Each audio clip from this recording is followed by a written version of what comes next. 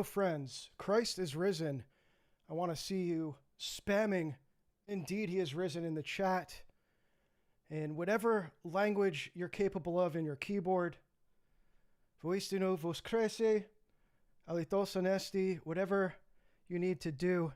Let's start things off here with a, indeed he is risen.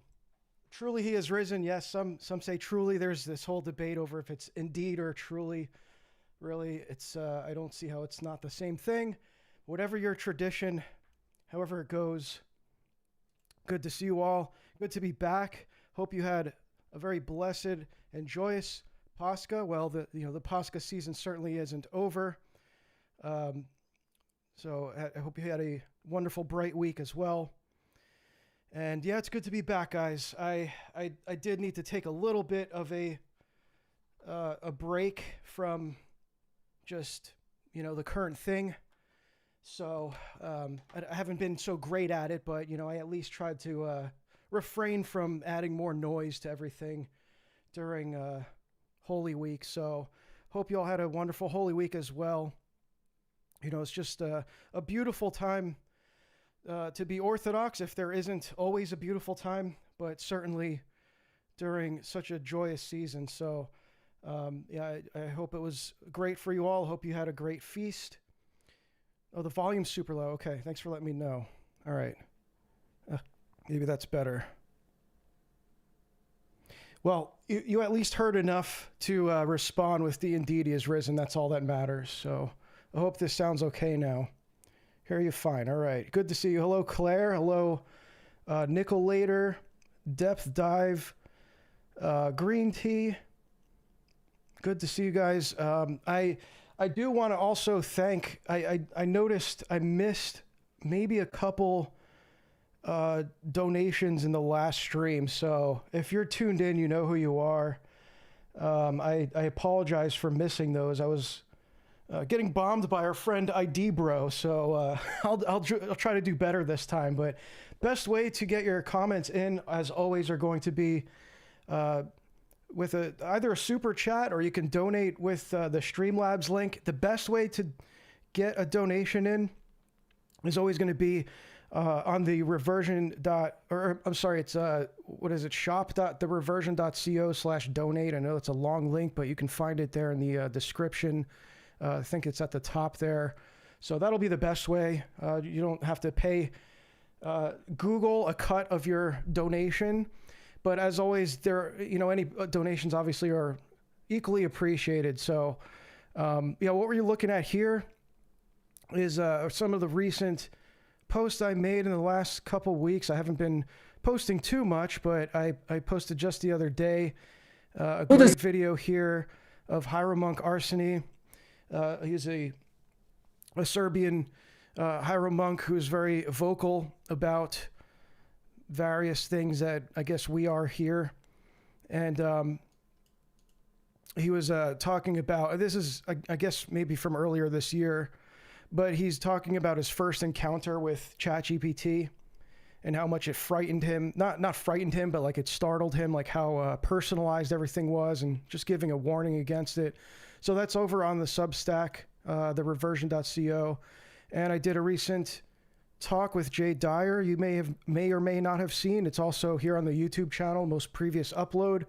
So you can check that out. We had a great discussion on Operation Gladio. He was a guest for our book club. So always really great discussions at the book club. And we've got some exciting stuff coming up. Next week, I'll be having Mathieu Pajot back on. I believe on Thursday. I just have to confirm with him. So I'm really looking forward to that. We've been having some really excellent discussions lately, and I think you're going to not want to miss that episode. So that'll be next week. And then there was, what else is there? Yeah, so go check out the reversion.co. This is probably the best way to support my work, even if you wanted to just become a free subscriber there. Just because I have a little bit more confidence in being around on Substack a lot longer, at least hopefully. But and this is also just the hub of all of my work that I've been doing for the past 3 years. So go check that out, and then we'll just get into it here. So I kind of have like a more of an open format tonight than usual. There won't be like one particular thing we'll be covering. So and then what I'll do is open it up for a live, open panel discussion type thing if anyone wanted to join for that. So and thank you there, Claire. Loving the Substack. Happy to find it. Thank you so much. Appreciate all the support. And yeah, so, today I had some things in mind that I wanted to discuss. Particularly, I think the big thing that happened in the time that I haven't been streaming the past couple weeks was what I think is a pretty monumental thing that occurred in the AI world. I'm not going to get too into this because I might want to save this for maybe for my discussion with Matu, or I'll do a whole thing on this. But there's this, well, let me just see if I'll find something here and just show you what I'm talking about. I didn't have it queued up. Here we go. So I'm just scrolling through. Oh wait, this is my timeline. My bad. Where's my bookmarks? Okay. So this was the latest Claude mythos, they're calling it, which is the newest and most advanced LLM that they've released thus far. And it has tremendous implications. It's kind of hard to tell how much of it is the standard AI hype and how much of it is truly dangerous, but I think it's probably a good mix of both. But essentially, they unleash this thing, or rather they've been testing it, and the short story to this is that they experimented with this advanced LLM where they put it in like a test environment, containerized, and they instructed it to break out of its confinements. I'm trying to use non-technical terms here. And a sandbox is what they call it. So they put it in a sandbox, like this isolated environment. They told it to break out, and not only did it break out, but it discovered all of these vulnerabilities including in the most secure operating system that's ever been created, called BSD, OpenBSD.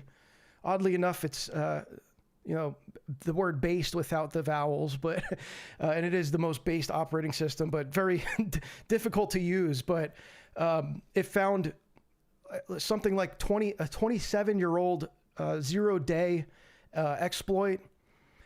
So 0-day means it's just never been, like it was an exploit that has never been found. These are very valuable, like the most valuable types of exploits. You can sell them for a lot of money, like 6 figures, if not millions. And so basically they're safeguarding this LLM from the public now. So they created literally a golem. I mean, this is like, if the golem comparison has been a meme thus far in regard to AI, now it's a reality. I mean, this is like quite literally a golem that they built, and they are now the ones protecting the public from it. So it's a little more complex than this, but I'm just kind of giving you the briefing on that. So that was something that I'll probably be covering a little bit more of. So yeah, Anthropic doing things, and so yeah, that's something to look for. I'll be going into more detail on that. Developments with the age verification, right? So we saw the EU roll out an age verification system that's on the operating system level, which I've covered already how that's happening here in the States. And yeah, this is literally a digital ID that you need to confirm your age to get on the internet, basically. I mean, that's kind of how they're implementing this. And, there have been people that found workarounds to it, but, so it's like probably not that stable right now. But the point is, it's here. and it's only going to get more advanced. So it's going to be harder to get around, I believe. And here's the latest from the House of Representatives. H.R. 8250 is the document that, and it's very brief. I mean, again, maybe I'll save this for another stream, but I read through this thing and it's like 2 pages and like double spaced. Like, it's really not that many words and it's not that thorough at all. So like, this is not a technical document whatsoever. But it's basically that, you know, there's going to be this operating system, age verification on all operating systems and for other purposes. So essentially, to gatekeep the internet, you'll need to use your digital ID to get on.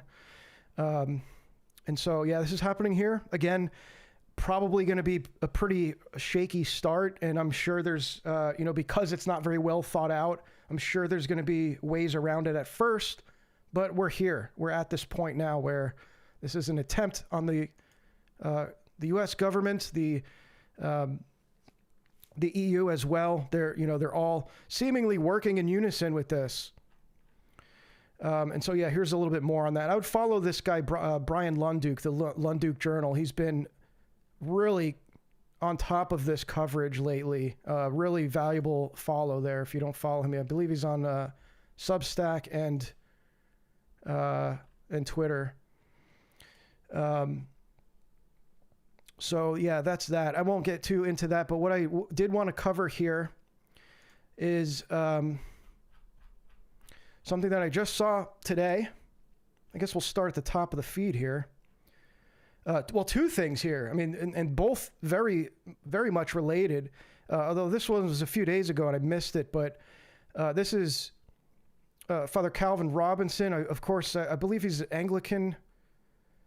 Anglican priest who is very based, by the way. You know, despite being Anglican, but he posted this. You know, Protestantism is Jewish, and he's talking about this discussion on Joe Webbin, I guess is Joe Webbin's podcast. And so I'll just play this, and this will kind of lead us into this discussion here. Am I not seeing the chat? Are we good? Okay, just no one's talking. All right, that's fine. If you guys want to chill and just not talk at all, that's fine with me.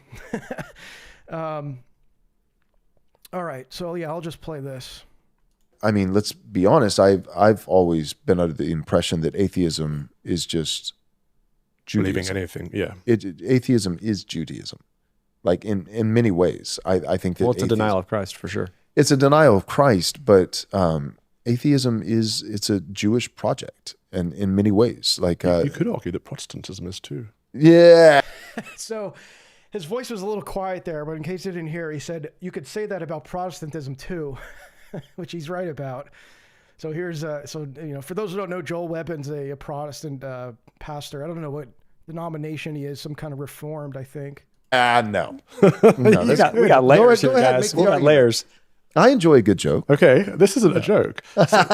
We'll determine that. Many reasons. One is the canon of the Bible. Okay, so the Catholic canon of the Bible. Right, you have some extra books in there. Right. They're not extra books. They're books that your leader removed 500 years ago. They're not extra. I hate when they say that. I get so triggered by that. They're not extra books, bro. No one added those in. Okay. And so what he's talking about here is not what Joel Webbin's saying is the Deuterocanon. He's talking about, well, and he'll say this, but he's talking about how the Protestants, the Reformers in particular, they I don't want to say abandon the Greek textual tradition, but they prioritized the Masoretic rabbinical textual tradition over the Septuagint. So that's what he's talking about. So that I do believe that is a form of, like, I know people throw around the term Judaizing, and it typically pertains to the following of like Jewish laws and stuff like that. But I think more broadly speaking, you could really apply that to this prioritization of Jewish textual traditions, the emphasis on the Old Testament, that kind of thing, right? So like a big thing that happened during the Reformation was because the Bible became so widely available to lay people, and for their own, to do what they wanted with, essentially. What happens is, well, you have a good 2/3 of the Bible are Old Testament. So if you're doing this independent study and private interpretation, well, guess what? You're going to be exposed mostly to the Old Testament, right? So a lot of these, these more militant kind of even some of the proto-Protestant revolutionaries like the Hussites, that's why they were deeply embedded in the Old Testament and thought they were some kind of Hebrew militant group, right? So anyway, I'm just kind of going off here, but that's what he's getting at with the Old Testament. Because the Protestants said, let's look at what the Hebrews have in their canon. Let's take the Jewish canon rather than the Catholic, the Christian canon. They took the Jewish canon. Likewise, Protestantism is a Jewish breakdown of the order of God. So it's more like you can believe that, but not that. You can believe that, but not that. It's the pick and choosing of bits of Christianity in order to lead people away from Christianity. So what he's trying to say is it's Talmudic. I would even go a little bit further and say, aside from the picking and choosing, because that's that doesn't really get through to Protestants, I don't think, because no individual Protestant thinks they're the one that's picking and choosing, right? They think everyone else maybe is picking and choosing, but always not them, right? It's always not that individual Protestant. But the Talmudic part, I think, comes in with how there's this endless debate over dogmatics and theology, right?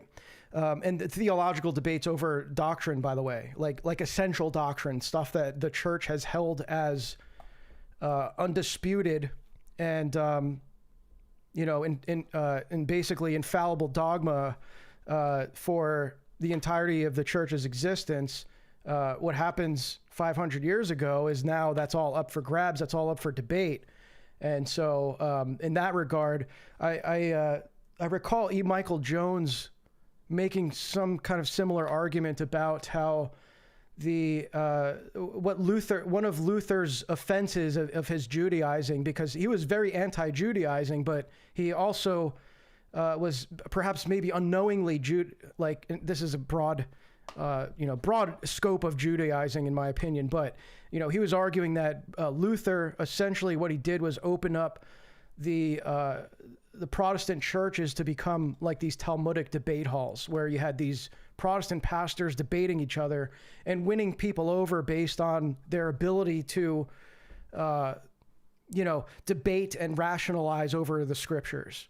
Okay. Why would Protestants use a Catholic version of the Old Testament? What he means by Catholic is not Roman Catholic. He means the universal church, right? The stream's gone silent. Is that right? You guys can't hear me? Hang on. Are you trolling? Hang on. Nope, it's not silent. Okay. Yeah, don't do that. Don't, because I will start panicking because sometimes that does happen. Yeah, refresh if you can't hear. All right, thanks guys. I got it. What was I saying? Oh yeah. So okay, this question here. So let me pop the chat open so I can get this on the screen. Yeah. So why would they use the Catholic version? It's not about the Catholic version. I think maybe I wouldn't have worded it that way. I would have worded it the way that I said. The question you should be asking is, why would Protestants use the Greek Septuagint that the apostles used? Because that's what we're talking about. That's what was replaced. Or again, I'm trying to be careful with my words. It wasn't replaced. They still the Protestants still used, the Reformers at least, still referred to the Septuagint in their translation work, but the Masoretic Hebrew Bible was prioritized, like that was put at primacy. I can get into why if you're interested in that. I could go off a little more, because I wrote a whole chapter on this in my book. Yeah, so that's what he's talking about. So don't get confused with the term Catholic. He's not referring to the Roman Catholics. He himself isn't even a Roman Catholic. So that's what he means, is that what he's talking about is the Reformers kind of abandoning the primacy of the Greek textual tradition and instead prioritizing the Masoretic Hebrew tradition. So by doing that, by the way, they had to consult all of these rabbis to not only learn Hebrew, but to do the translation work. And so what happened during the early Reformation and even up to the mid 16th century was you had all of the print hubs throughout Europe were like they doubled as Protestant learning centers, like for studying Hebrew, and they were also the top publishers and disseminators of Hebrew text, Hebrew literature, not just the Bible. It was also like the Zohar, the Mishnah, like all of these rabbinical texts that they were disseminating throughout Europe. And so, yeah, so those print centers doubled as like, centers for Reformed learning. Did this have to do with RC plagiarisms and forgeries? I'm not sure what you're referring to. Coincidentally, the Bamberg press, for example, was like I believe around 1530 was like the most successful printing press, and it was funded by the Vatican.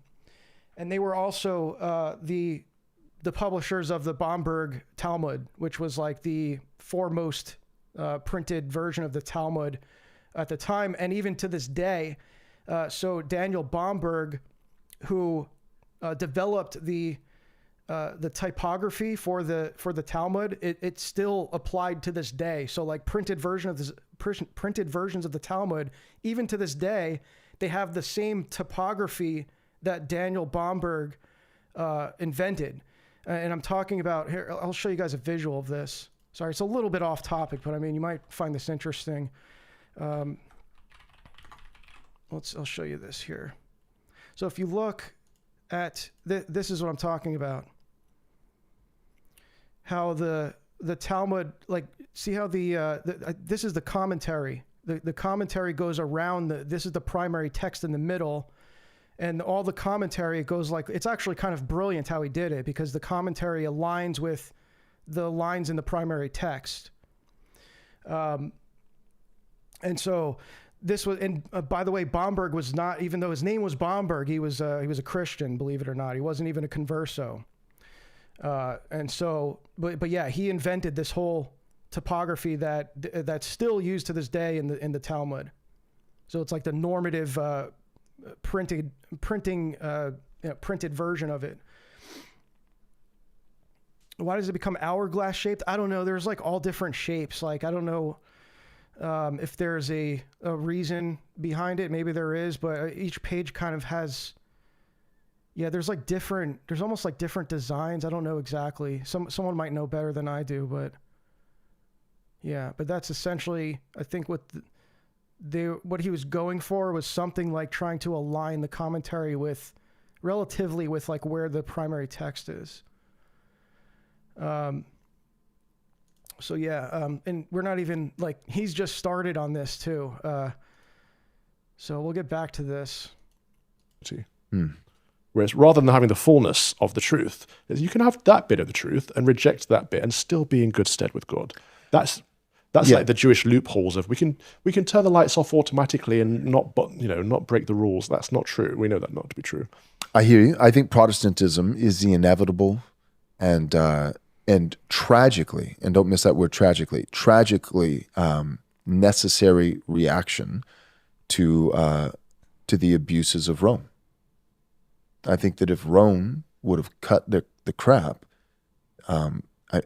then I don't think any of this would have happened. But it's a two-pronged approach. So the Jews have been infiltrating the Roman Church for a long time. Yes. Most of Vatican II was Jewish and or Right. Protestant. Nostra Aetate, which people often say is the one that is the document that makes it sound like Jews have salvation outside of Christian truth, which is not true. That document was drafted by a Jew. Like, there's lots of infiltration within the church, but also Satan wants people. A Skittles Jew, by the way. There's maybe if I can find it, I'll pull up what I'm talking about. But that's another really interesting.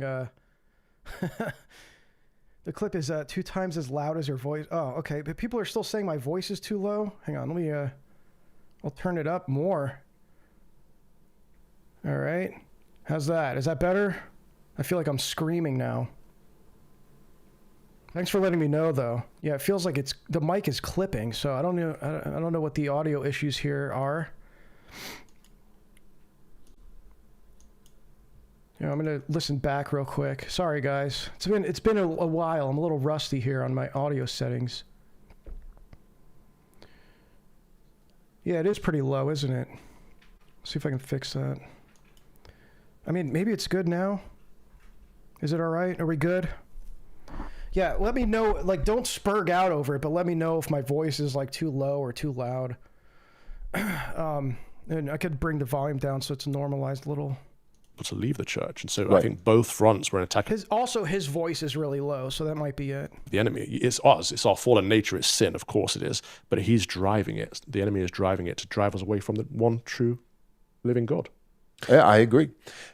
Sadly, there's a lot of Catholic charities that you look at the board of trustees that make it up. So yeah, they're not. I think he was very gentle with how he said that. It was a very. It was he dropped a truth nuke and then he just kind of backed off a little bit. But he definitely started, as I said in the post here. He's right, and he's merely scratching the surface, if that. So I wish that he said a little bit more about that, but I get it. I think he had okay arguments. I wouldn't have even mentioned the picking and choosing part. Like that's not really. I don't think.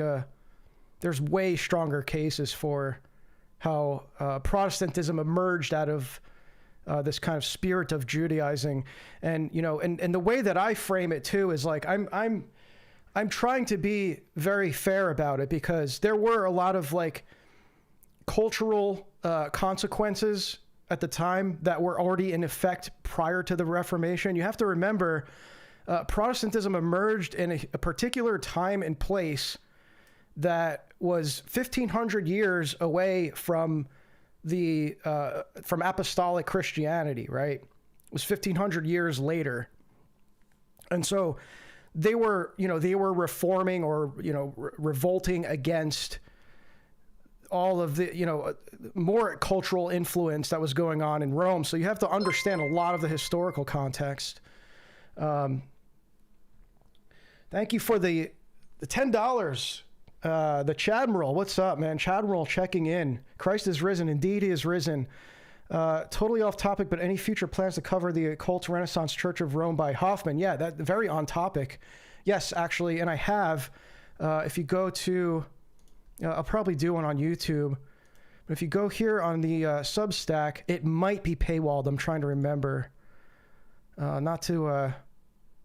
Not to cuck you out of this, because maybe I will do something. But yeah, I talked about it here.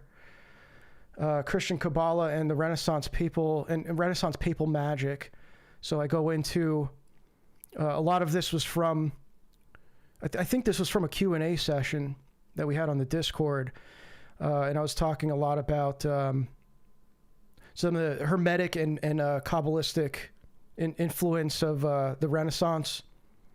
So, this came primarily through guys like Ficino, Pico della Mirandola, Johannes Reuchlin, Johannes Reuchlin kind of became like the bridge between the Kabbalistic transmission in the Catholic, in the Renaissance Church of Rome and the Protestant Reformation. So Philip Melanchthon was a student of Reuchlin, Melanchthon was Reuchlin's grand nephew, I believe. Yeah, Melanchthon was related to Reuchlin. There was all these interesting connections, like Luther had a copy of Reuchlin's Hebrew, his Hebrew, what's it called? It was like a text that he wrote to teach Hebrew. I forget what the lexical, whatever it's called, but Luther had a copy of that because he was trying to learn Hebrew.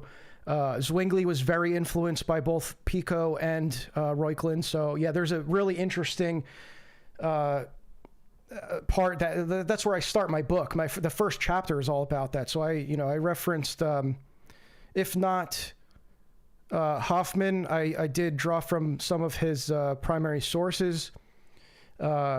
Francis Yates wrote a lot about this. You can read Giordano Bruno and the Hermetic Tradition is a great book for that. Because there was some really interesting stuff with Hermeticism in there, particularly how it was, I believe, Pope Alexander VI, if I'm not mistaken, who had a great interest in Hermeticism, and he commissioned these Hermetic frescoes to be painted in the Borgia apartments that I believe are still there to this day. And you can see them actually in this image here. So they're up here, and I believe, on the ceiling too. So all over the ceiling, these are Hermetic frescoes. You can see like depictions of Hermes Trismegistus and the pagan god, is it Isis, I believe? So yeah, really, it's like, how did that get there, right? It's like, how did that get there? So yeah, really interesting period, but that again, this is why it was a timely comment, because it's very, you have to understand this stuff, and then it makes more sense of like the cultural milieu and the, the intellectual influence of the Reformation and what kind of angle they were coming at their studies of Scripture with, right? Because you had this whole principle during that drove the Renaissance, called Prisca Theologia, which meant like the oldest theology is the most true. So you had this presupposition that, they were all in search for this perennial, like this kind of like perennial wisdom. So this is why when they discovered Hermeticism, they discovered the Hermetic corpus. They were like, this is it. We found it. We found the most ancient wisdom. They believed that Hermes Trismegistus was a contemporary of Moses, and that he had acquired all of this esoteric knowledge that was, just verbally transmitted, similar to Kabbalah. And then when they found the Kabbalah, it was like, this is really it, actually. Like the Kabbalah took precedence over even the Hermetic corpus, because they perceived it to be even more ancient and more true because it was Hebrew. And this was the language, like these were the secrets that were transmitted to Adam, like by the angels and stuff. Like this is, what they believed. And there was all this stuff about like how they thought they were finding, truths that confirmed Christianity and the Kabbalah.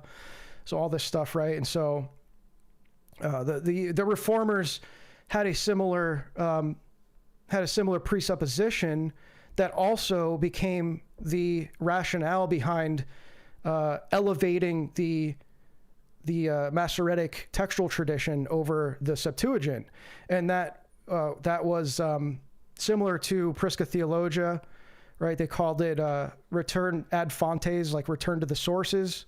So this was kind of like their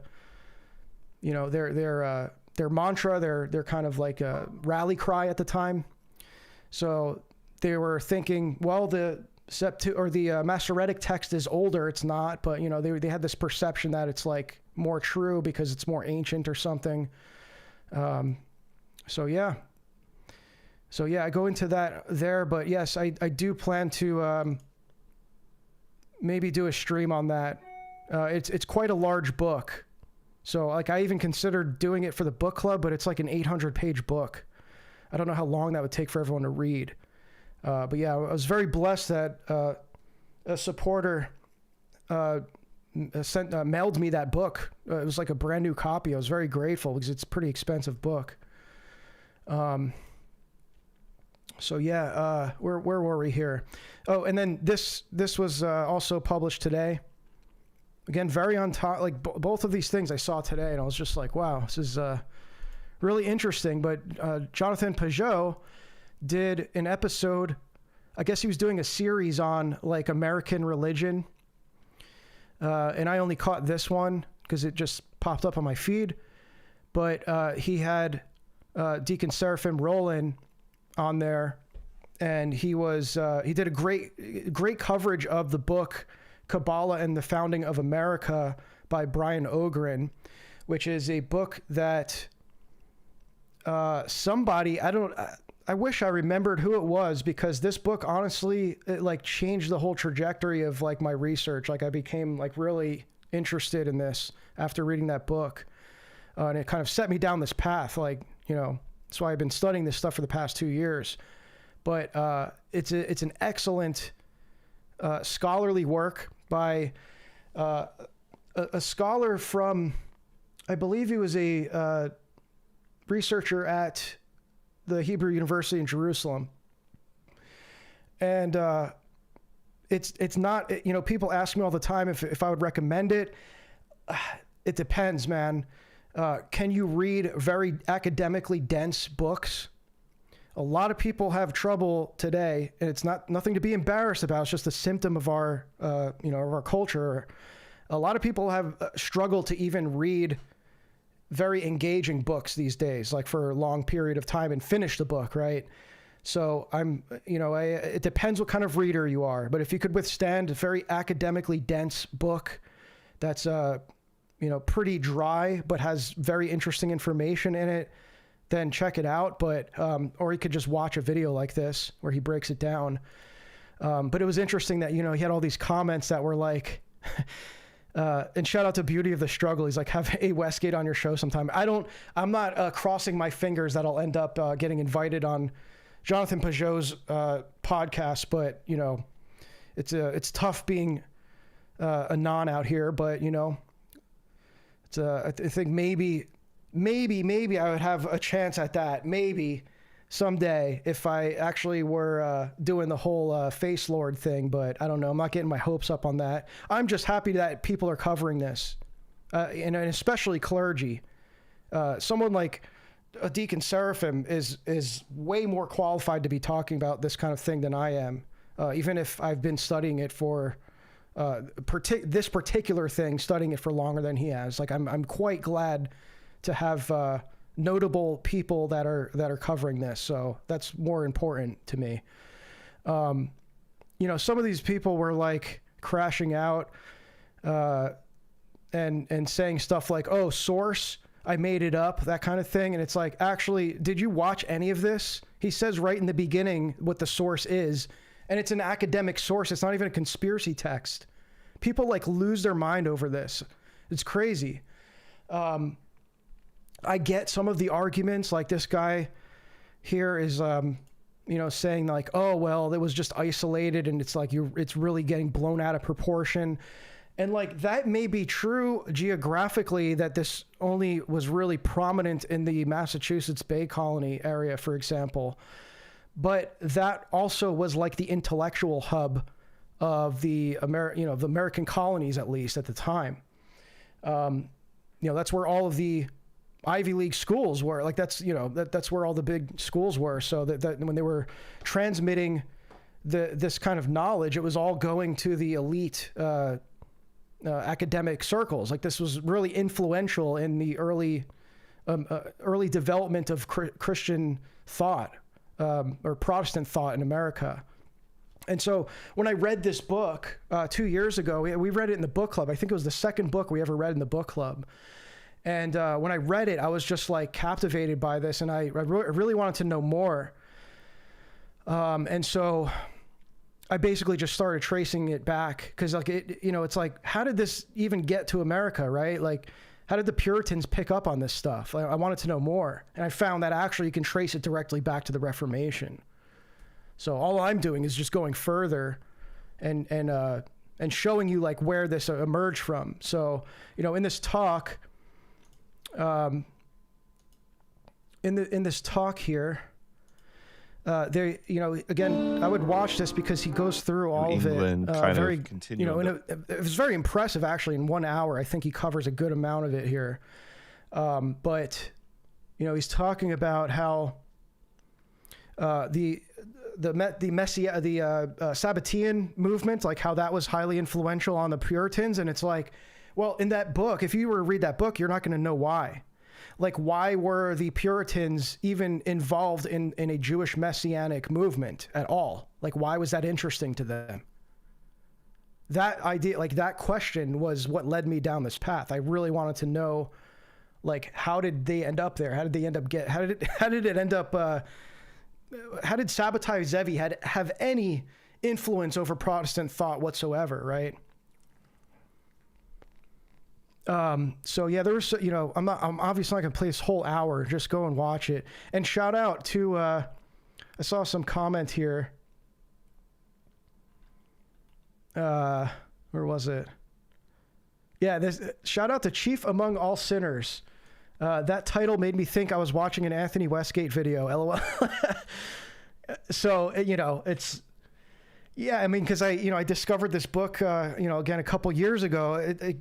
Like I said, it doesn't matter. I'm just glad that people are finally, I don't care if they found my content or not in particular. I'm just glad, however, this is starting to get around, that people are starting to cover it. And especially like credible people as well. Like, so that this is not a schizo conspiracy thing, right? It's like there's well-documented history. In fact, what he's talking about here in this book, it's following the connections of this circle around Ezra Stiles, who was the president at Yale University at the time. And this was in the, I believe like 1630, 1640, somewhere around. Oh no, it must have been, it must have been the time of Sabbatai Zevi. So 1660, maybe late 1600s. Yeah. And so these guys were, they had like knowledge of Kabbalah. I mean, the first Kabbalistic text ever written by an American was written by this Congregationalist minister, Judah Monis. So that's where the book starts. He's talking about this text, and the text actually reveals a lot of how the transmission occurred too. And I saw a question earlier that I'll address here because this is related. So sorry that I didn't get to it, but someone asked earlier. Let me see if I can find it.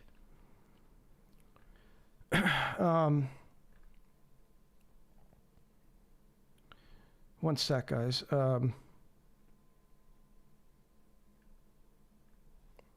Someone was asking about, gosh, I can't find it now. And this is I'll save this question too. Sorry, we're going to be all over the place tonight. I can get into this a little bit here. Just joined. Regarding the digital IDs, do you think that it's tied with the age verification that seems to be seeping into even Linux? Yeah, it absolutely does. I mean, it's literally the infrastructure's there. Like, this is what essentially they're beta testing by rolling out these laws that are coming about and will be in effect by next year, where you have to verify your age to even use an operating system. Anything that has any kind of software that has the potential to connect to the internet, although this is a way for them to not have to police all of these apps and developers that are building apps that connect to the internet. You just bypass all that by applying it to the OS, right? You can't even run an app without an OS. So that way, even with all the Linux distros, it really minimizes the amount of control that, and oversight that needs to be done to implement this, right? So primarily you just have Windows and in Mac OS that are going to comply with it. Obviously, because they're massive. So they, even if this only rolls out in a few states here, they have to comply with that if they want to sell their software on a national scale.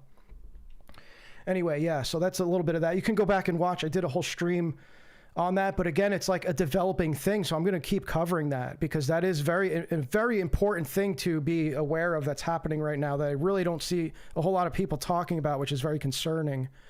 I really do think that there's going to be something that like a next like COVID-like event, but a digital version of it, like the WEF has been talking about for years.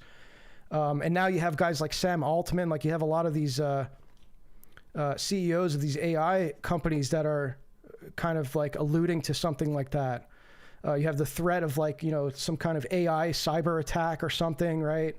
Now you have this like Claude Mythos LLM that's like, you just have to trust Anthropic isn't going to, that they're going to like safeguard it, right?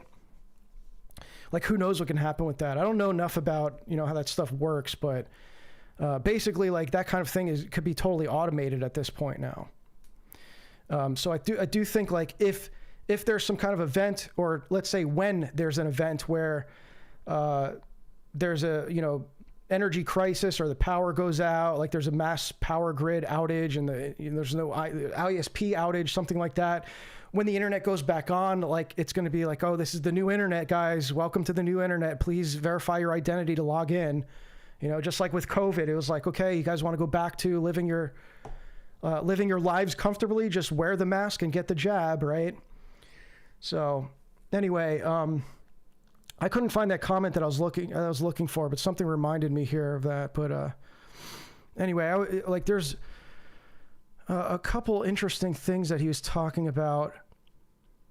America as the New World. And so the entire thing has to be rewritten by Ezra and by the synagogue. So this is like the tentative subtitle of my book, The Reformation of the New World. And what he's talking about here is how the Puritans, they had this notion of like, that America is the new world. It's the new Jerusalem. You can see even in the Great Seal, the first Great Seal that was designed by Benjamin Franklin, which he talks about in the book, has Kabbalistic symbolism on it because he depicts the Shekinah. Actually, I covered this in my article here. I'll just show you.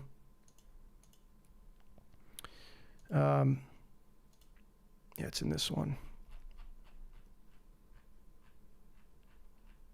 I go into that here. So here, this is what we're talking about in this video. This is the first Kabbalistic manuscript written in America in 1688 called the Kabbalah of the Jews, authored by Scottish Quaker George Keith. So these guys are Quakers. I mean, Quakers are still around. They're a pretty small group, but they're still around. They're very present here where I live.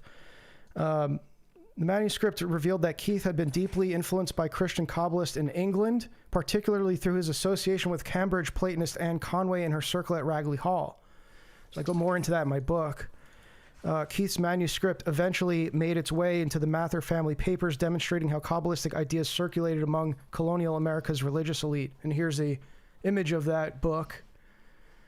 Here's the first depiction of the Kabbalistic Sephirot, again, by, and it says here Adam Kadmon. So they talk a little bit about Adam Kadmon in that Jonathan Peugeot episode from today.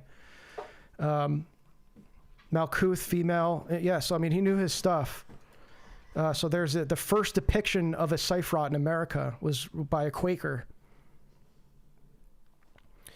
Another key figure was Judah Monis. So yeah, I kind of briefly go over it here as well. And you can see here, this is what I was talking about. This is Benjamin Franklin's proposed design of the Great Seal with Moses parting the Red Sea and a Shekinah cloud above them. And you can see this also on the dollar bill, the Shekinah cloud. And so this is the idea that, it's like God's presence, like how it manifested in the Old Testament as a cloud that followed the Israelites through their exile. And so why did the founding father, why did someone like Benjamin Franklin and Thomas Jefferson, why were they drawing allusions to this for the seal of America? Well, because the Puritans had this notion that their crossing of the Atlantic to America was like the Hebrews crossing the Red Sea into their into their homeland, into the freedom, right? Into the promised land. And so they saw America as the New Jerusalem. And there's evidence of, I showed that here. There's the Shekinah cloud above the eagle. And again, you have to know, like, this stuff, I get that it seems schizophrenic, and this is why people just say stuff like, source, I made it up. Even though, again, this is an academic source. I get it. I get why this sounds schizophrenic, but you have to know about these concepts to be able to identify it. Like, if you just looked at that and someone said, hey, that's Kabbalistic, by the way, they'd be like, what are you talking about? You're insane. Nothing about this is Kabbalistic. Well, what do you know about Kabbalah? Like, if you looked at that and you knew what the Shekinah, like how the Shekinah is depicted, that's what that is. Like, it's really, where did he get this idea? Well, you can see here that at least Benjamin Franklin and Thomas Jefferson had knowledge of Kabbalah and an interest in it. So you have here, and I'll just put the original source up because I know people are going to be like, whoa, we're source. So here's the source, right? This is from Founders Online. Okay. Thomas Jefferson's letter to John Adams, 1813. What does he say here? He's telling Jefferson's telling John Adams to compare the morals of the Old with those of the New Testament would require an attentive study of the former, a search through all its books for its precepts, and through all its history for its practices and the principles they prove. As commentaries too on these, the philosophy of the Hebrews must be inquired into. Their Mishnah, their Gemara, Kabbalah, Jezerah, Zohar, Khazri, and their Talmud must be examined and understood in order to do them full justice. All right, so he's encouraging John Adams to look for moral guidance, to understand the morals and the ethics of these esoteric Hebrew writings, right? So the point is, even not so much what they were doing with it, but the fact that they had knowledge of it. It's like, how did they even know about this stuff? There was a very, I'm not sure about, 1813, there was it was very populated with Jews in America at that point, but Ogren in the book, Kabbalah and the Founding of America, does reference how the Jewish population was very minuscule in the in 1680, in the time that these Quaker writings were written, and so that's interesting. How there was, like, roughly, at least what we know that's documented, there was a very, very small percentage of Jews at the time. For them to even influence Christians at all is like, doesn't even make sense, right? So again, how did they pick up these ideas? Like, how did they know about Adam Kadmon? How did they know what the Sephiroth looked like? And that's what again brought me down this path to, like, find out more what they brought with them from England. By the way, I rock your. What does that say? Why is it my chat's not updating here? Hang on. I rock the hoodie from your shop everywhere. Christ is King. Awesome. I love to hear that, man. That's the way to do it. You don't even have to say it. You can just represent. Here's what he's talking about here. I'm going to do a little bit of shilling. She's talking about this hoodie here. Go get you one. Even though it's we're in the spring, hoodie season may be on its way out, but good to have one on deck always, even around the house. It is cozy. I wear mine all the time.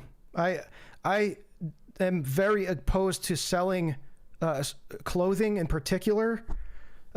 Anything that I sell, I've quality checked, but clothing I'm very particular about.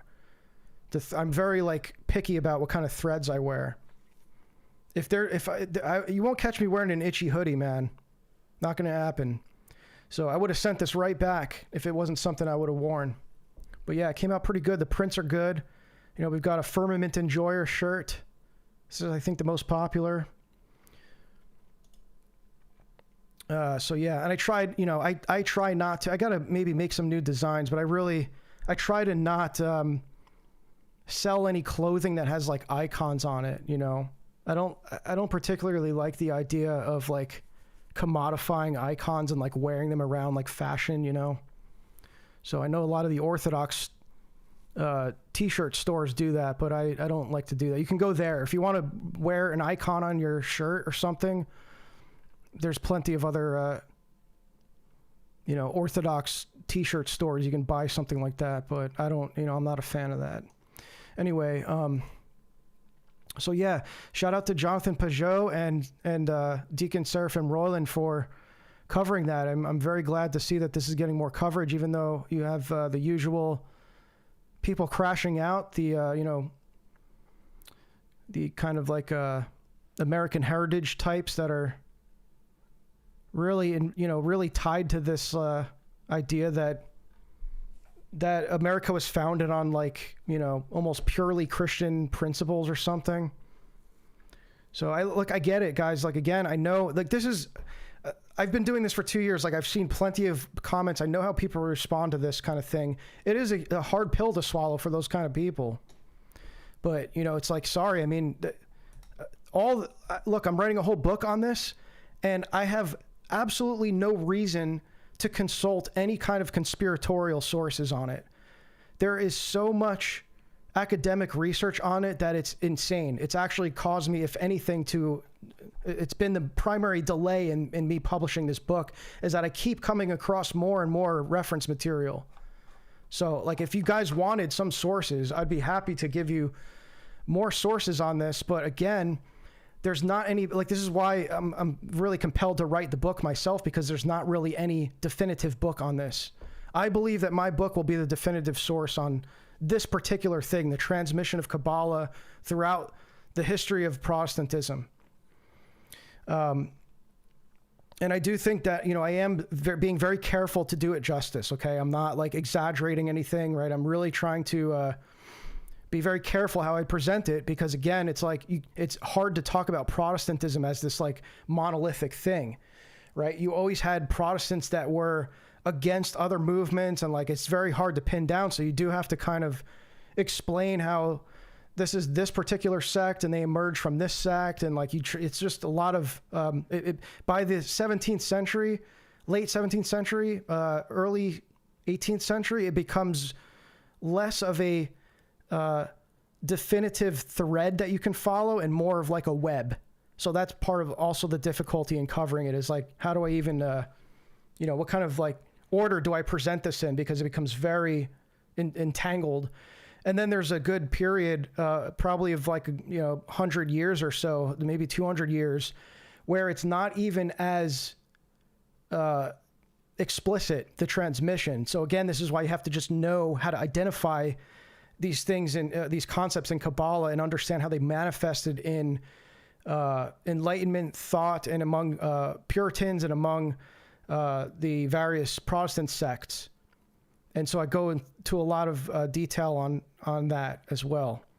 You know, for example, like, one of the arguments I'm making is that America was the first country founded upon like a Kabbalistic principle, which is Tikkun Olam, which is world repair. And so the Puritans had, you know, they had this notion, even though they didn't call it that, right? So it's like, that's why you'd have to read a book to understand how that occurred. Because if you just said it like that, the way that I said to somebody, they'd be like, what the hell are you talking? You're crazy, man. I'm not going to read that. That sounds insane. Because they didn't explicitly say that. The Puritans weren't going around saying, hey, Tikkun Olam, right? But they had like this embedded kind of eschatology that emerged over, that developed and emerged over the course of, 300 years, that became obscured to the point where they weren't, they either were like, it was transmitting either secondhand or just unknowingly, like in ignorance, right? And then there was always some that actually did make explicit references to it. So anyway, so is Kabbalah just Jewish Gnostic mysticism? Basically, yeah, basically. And you even have the foremost scholars of Kabbalah, such as Gershom Scholem and Moshe Idel, who say that almost explicitly, that it has these, like, they're always talking about the Gnostic undertones of and comparing it to Valentinian Gnosticism. So there's a lot of not like I would say the entire metaphysics is basically just Gnostic, and they give it like all this kind of they inject kind of like Hebrew and Jewish thought into it. So and I'm glad that Deacon Seraphim mentioned something here towards the end, that he's like, I'm not an expert in Kabbalah, and you'll never catch me doing like a full breakdown of this stuff. And he's like, for various, for multiple reasons. And I understand exactly what he means. And he said, I think he said something like it hits too close to home. And basically, I think this is what he meant, if I were to guess. But there's a lot of, when you really start to research Kabbalah, and this is a question I get asked sometimes too, there are seemingly some overlapping concepts with Orthodoxy. That's not to say, like, this is where, like, I try to be extremely careful about this as well. I'm probably already saying too much. That's not to say that it's influenced by Kabbalah or anything. It's just like, on the surface, it looks like there's some kind of connections or something, like there's similarities, right? So, for example, Kabbalah is extremely dialectic. It's almost, at least Lurianic Kabbalah is basically entirely dialectical. And so that they have this ontology of God, that it's like God is both transcendent and immanent. Well, that's, again, there's some truth to it. Like, there's some truth to what they're saying. That is we recognize that in Orthodox theology, that God is both immanent and transcendent, right? So there's some truth, which is why it's so attractive, right? You have to keep in mind, why was this so attractive to Christians? Well, because it does have this really profound kind of metaphysics that have some elements of truth to it inadvertently. But like, as a totality, it's Gnostic. So it's like, it's very, I actually was, when I initially started writing the book, I was starting to break that stuff down, and it was getting really complex. And I was like, I'm way in over my head with this. Like, this is a little bit out of my depth. Cause you have to, there's a lot of, like, you have to know, read a lot of, like, the mystical theology of Orthodoxy, right? You have to be very familiar with Maximus the Confessor and Saint Dionysius, right? Like, all these guys were really into Saint Dionysius. Actually, he talks about in this video how the reformers hated Saint Dionysius because they saw, like, the Renaissance humanists, for example, were, like, really into Saint Dionysius, the Dionysius corpus. That was very influential to their metaphysics. And so Luther just hated it. He hated all that stuff. He of course had his own kind of mysticism that there's books about, but he rejected wholeheartedly the Dionysian corpus and wrote a good deal about it as well. And I guess I can understand why, because the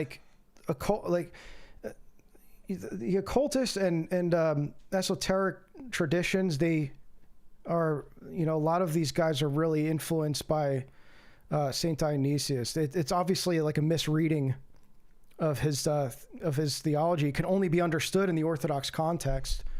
So that's what happens, But anyway, so yeah, like I said, there's still fragments of truth in it, but not as a whole system. It's certainly not something we need to derive any truths from. Yeah, exactly, Christopher.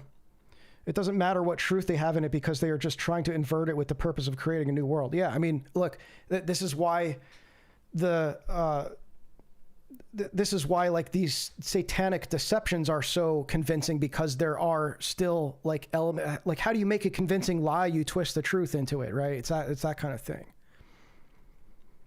So it's like that does not mean you look for truth in Kabbalah. It means that while it inverts the truth, it also has elements of truth, but it's very hard to discern that. Like, it's like, how do you even get to the point where you can discern that? It's very dangerous. I mean, we were warned. There's various modern Orthodox thinkers and philosophers, probably some saints even, that have warned against the teachings of Kabbalah. They call it demonic, and they just say that, you should have nothing to do with it, basically. So anyway, yeah, again, just really glad that this is getting wider coverage. 11,000 views, that's awesome. And just 10 hours ago, love to see it. So, no need to even like go to my work on this. Definitely go to someone like Deacon Seraphim, who breaks that down and is very careful about it, and he doesn't divert really at all from what was said in that academic book. So you can cope all you want about how this is like nonsense, this is a schizo conspiracy. Well, read the book. Read that academic book and argue against it. Okay? Direct your arguments to the source, not to the people who are just saying what's in the source, okay?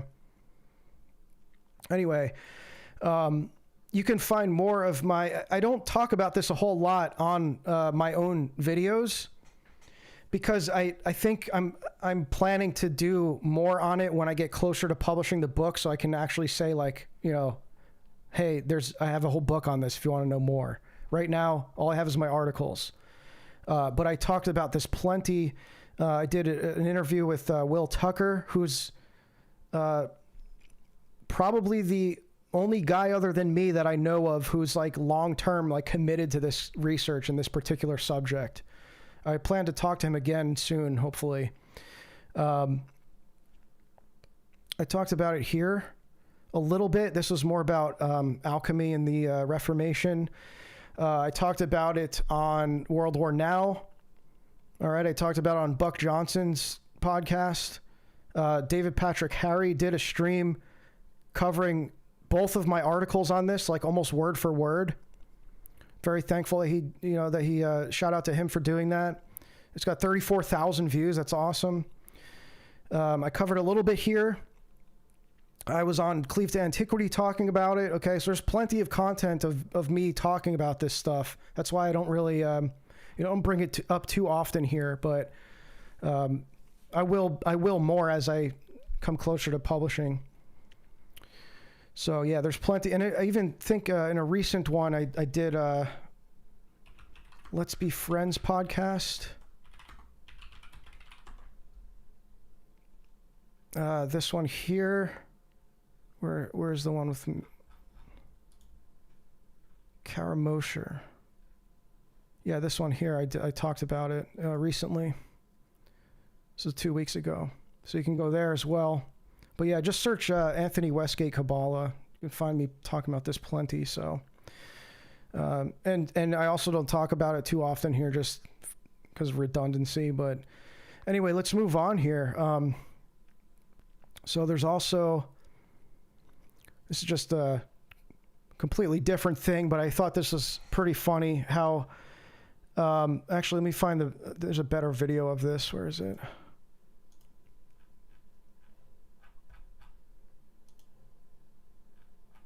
Hang on, it's in my bookmarks. Oh yeah, I started documenting all these space-tard crash outs. So it's a little bit out of the discourse now, but yeah, here it is. Astronaut Christina Koch is now supposedly rehabilitating after being in space, in quotes. Yet she appeared to be walking fine at press events after returning. And here's a clip. This is a very, very, very bizarre clip. That's all I'm saying about this, is that it's very weird. So this is the female astronaut that did that procession around the moon in Artemis 2. And suddenly she's like walking like she's retarded or something. Like, what is going on? This is so bizarre. What is this? It's so weird how she has her arms crossed like she's, you know, in line for the Eucharist. And then what's this guy doing? Like, what? He's like, oh, careful. Oh, please be careful. And she suddenly can't walk. Oh, I can't walk. I'm so frail. It's such bad acting. Like, what is going on here? What about going to space makes you do it? Like, how come the other two guys were fine, or the other three guys were fine? And then the weird thing is that she's at this press conference 1 day after she gets back. She's fine. Look at this top video. This is her right here. Like, what is it? Space is fake and gay. Yes, thank you for the 10. Mr. Fist, thank you, man. Yeah, like these kind of videos certainly don't help that narrative, or they you know, they don't help the space is real narrative. And by the way, this text also doesn't help. I cringe at this kind of stuff, like these conspiracy videos where it's like Comic Sans font. Like, why are you doing that, man? You don't need to do that. It just makes it look ridiculous. Like, you just let the videos do the talking. You don't need to write this Comic Sans text over it. Yeah, just very bizarre, though.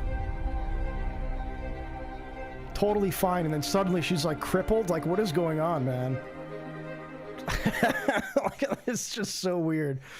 She drank a box of Franzia, yeah. Yeah, she's got the wine mom stutter. A little stutter in her step.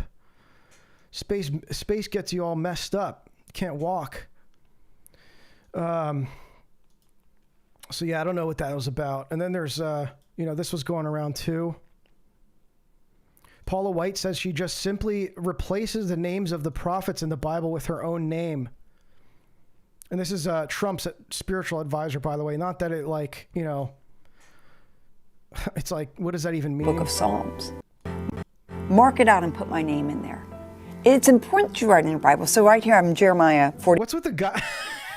What's with these frames? A guy just playing piano. 6, the word of the Lord which came to Jeremiah. I'd cross it out. I'd write Paula, just like that. Wow. And I'd look at it. Now I know literally how to study this, but I was taking this saying, God, what is this saying to me? What are you speaking? What does that mean to me personally? How can I make the whole Bible about me? Literally cross out the names of the people who it's about and then just write your name over it. I mean, you know, look, this is stuff even like probably any Protestant is going to be like, this is horrible and blasphemous or whatever. But I mean, it's kind of like a lot of them are doing that, and when they interpret the Bible, you know, even though they're not actually crossing things out, it's like, I've been to countless Bible studies as a Protestant. They're pretty much all like, let's go in a circle and talk about what this verse means to me specifically. So it is a lot of like ego that's inserted into the Bible. Even to think that, like, even if you're not reading it exactly that way, there's ego involved in like, well, I have the correct interpretation. But yeah, there's Paul. I mean, nothing's surprising with this Paula White figure anymore. So it's like, that's not even really worth commenting on. It's just more evangelical slop going around. I mean, look, we know that Trump posted that picture of himself as Jesus, and you know, I didn't even comment on that. It's just like, what do you like, guys? Do you like? Are you not? Like, you're still surprised by this? I mean, come on. Why are we surprised by this now? It's not even worth covering. So what else is there here? And then I'll open things up to the panel if you guys want to jump on. If anyone wants to pop on here and just chat about whatever. Oh yeah, I have this in the title. I might as well cover some of this here. So we've got more of the Orange Man announcing to the Department of War, announcing that the Department of War will be releasing files on UFOs imminently. This process is well underway, and we found many very interesting documents, I must say. Why? Okay, that's the question you should always ask. Why are they doing this? Not what's in those documents. Why are they releasing UFO documents right now? As you remember, I recently directed the Secretary of War. How good is Pete Hegseth doing, by the way? Oh, yeah, he's doing great. He was in front of a group of evangelicals quoting what he thought was a Bible verse, and it was a almost word-for-word quote from Pulp Fiction. Yeah, isn't he great? How about that Pete Hegseth, right? These are the people that are driving our country into this into World War III. They think that Pulp Fiction is the Bible. To begin releasing government files relating to UFOs and unexplained aerial phenomena. And I figured this was a good crowd because I know you people. I love how he emphasizes big words that he's reading. Like he probably said the word phenomena like 3 times in his life. He's like, ha, phenomena. See, I know big words. I know the best big words. Really into that. I don't know if I am, but so I'm pleased to report today. I thought I'd save it for this crowd. Yeah, we have the best big words, don't we, folks? Because you're a little bit out there, you know, a little bit. This is a turning point, too, by the way. And then there was also that video of Erica Kirk doing her typical WWE intro. They toned it down a little bit, though. They didn't have all the fireworks. Process is well underway, and we found many very interesting documents, I must say. And the first releases will begin very, very soon. So you can go out and see if that phenomena is correct. You'll figure it out. Let me know. Let me know. But we've had a lot of questions. Yeah. More tapping the sign, right? The orthodoxy and the religion of the future. It's like we don't need to investigate this stuff, guys. We know what's going on. Okay. It's just demonic deception. So it's like even just what he's saying to like look into it and figure it out, right? That's like literally how you get one-shotted by this psyop, was like by trying to figure it out. Like there's nothing to figure out. They're demons, okay? There's literally nothing to figure out. We don't need the government releasing UFO documents, okay? So there's that. Yeah, and Vance, actually, I covered that in the last stream, how Vance, like, there's a lot of talk about this now. Like, the government's starting to talk about UFOs now. Like, you had Vance, even though it was an interview with Benny Johnson, I don't know who brought it up, but he was, he correctly said that aliens are demons. But, like, we know that he's a recent convert to Catholicism, right? He's, like, kind of in these trad circles, I guess. But... like, what is that about, man? You know, if they're demons, why is your administration releasing these documents to people, to the public, for them to figure out what's going on?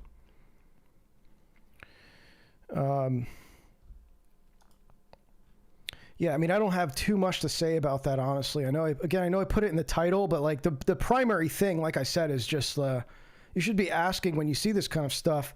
Okay, why now? Right? It's obviously a distraction. What are they trying to distract us from? I don't know if we'll be able to figure... That's what maybe is worth trying to figure out. I don't even know if that's something that we can figure out.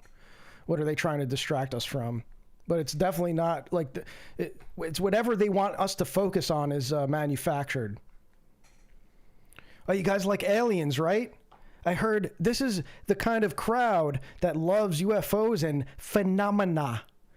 So why don't you guys go get distracted by the conspiracy bread and circus that this wonderful administration has kept you all distracted with, thinking that,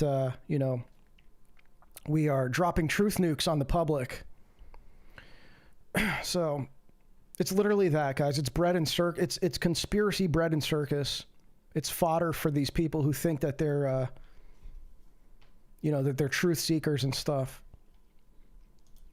It's goy slop conspiracy. It's conspiracy slop, literally. We now have government instituted conspiracy slop, official government's conspiracy slop. All right. So yeah, and that's, that's about that as far as like stuff. Oh yeah. Okay. This gets back into the digital ID stuff. Yeah. I think I showed this earlier. I mean, this is probably worth playing. This is a 2-minute clip of, just take note of what she's saying, right? There's some interesting stuff here. App is technically ready and soon available for citizens to use. So this app will allow users to prove their age when accessing online platforms. It'll allow them to. It's mandatory. Like, you guys aren't making it, like, it's not an option to go around it. Users to prove their age when accessing online platforms, just like shops ask for proof of age for people buying alcoholic beverages in a shop. Just like it, huh? Let's think about why you have to be an adult to drink alcohol. Like, think about what she's saying here. She's comparing buying alcohol to going on the internet. And this is all, by the way, is all being done, so again, to compare it to COVID, what was the justification for getting jabbed during COVID? To protect the public, right? So for the greater good of humanity. Well, with this age verification stuff, they're saying that it's all to protect children. So the parents can't do that anymore. Like, it's not the parents' responsibility to monitor what their kids are doing online. It's now the EU and the American, the state legislatures basically are going to now enact these laws that are supposed to babysit your kids online. Expect this to happen on all major platforms too, by the way, including YouTube. YouTube may be one of the first to, because this kind of started with like Meta, right? I saw someone today. I'm not active at all on Instagram. I still have an account up, but I haven't been going on it at all. But I had someone in the Discord was saying how they got prompted with an age check on Instagram. So like this stuff's already being rolled out on major platforms. I mean, you kind of have to do that on Twitter already to at least to monetize or to not see ads. And that's, by the way, that goes directly to that's a Israeli company that made the verification software, which is the case for a lot of this. Discord did it recently, right? So it's like these new laws are going to not even, like, you're not going to even have to do that on the individual apps and websites anymore. Like, it's just going to be, you have to verify you're 18 or under, just to use anything that, like the software that connects to the internet, the OS. So I've been saying this, but now's the time. If you want to keep using the internet through all of this, what's coming, start learning Linux. I'm sorry, but that's your only option now. Mac OS and Windows are not an option. iOS, Android, stock Android, as they call it, it's happening there as well already. So you're going to have to, I'm sorry, but you're going to have to start learning these more obscure operating systems that require a little bit more technical knowledge to even get up and running and doing normal things with. So start inconveniencing yourself as soon as possible, because that's you're going to be less likely to be compelled into something like this if you're already used to the inconvenience of running Linux and like, I have to connect to my Wi-Fi and do all this crazy stuff to simply get this software to read my my Wi-Fi adapter or whatever. So like, look, this is the price you pay, but you want to keep using these technologies, you're going to have to figure out ways to get a little bit nerdy, get your hands dirty a little bit, and find some parallel solutions that are decentralized and less capable of this kind of control, this kind of tyrannical control.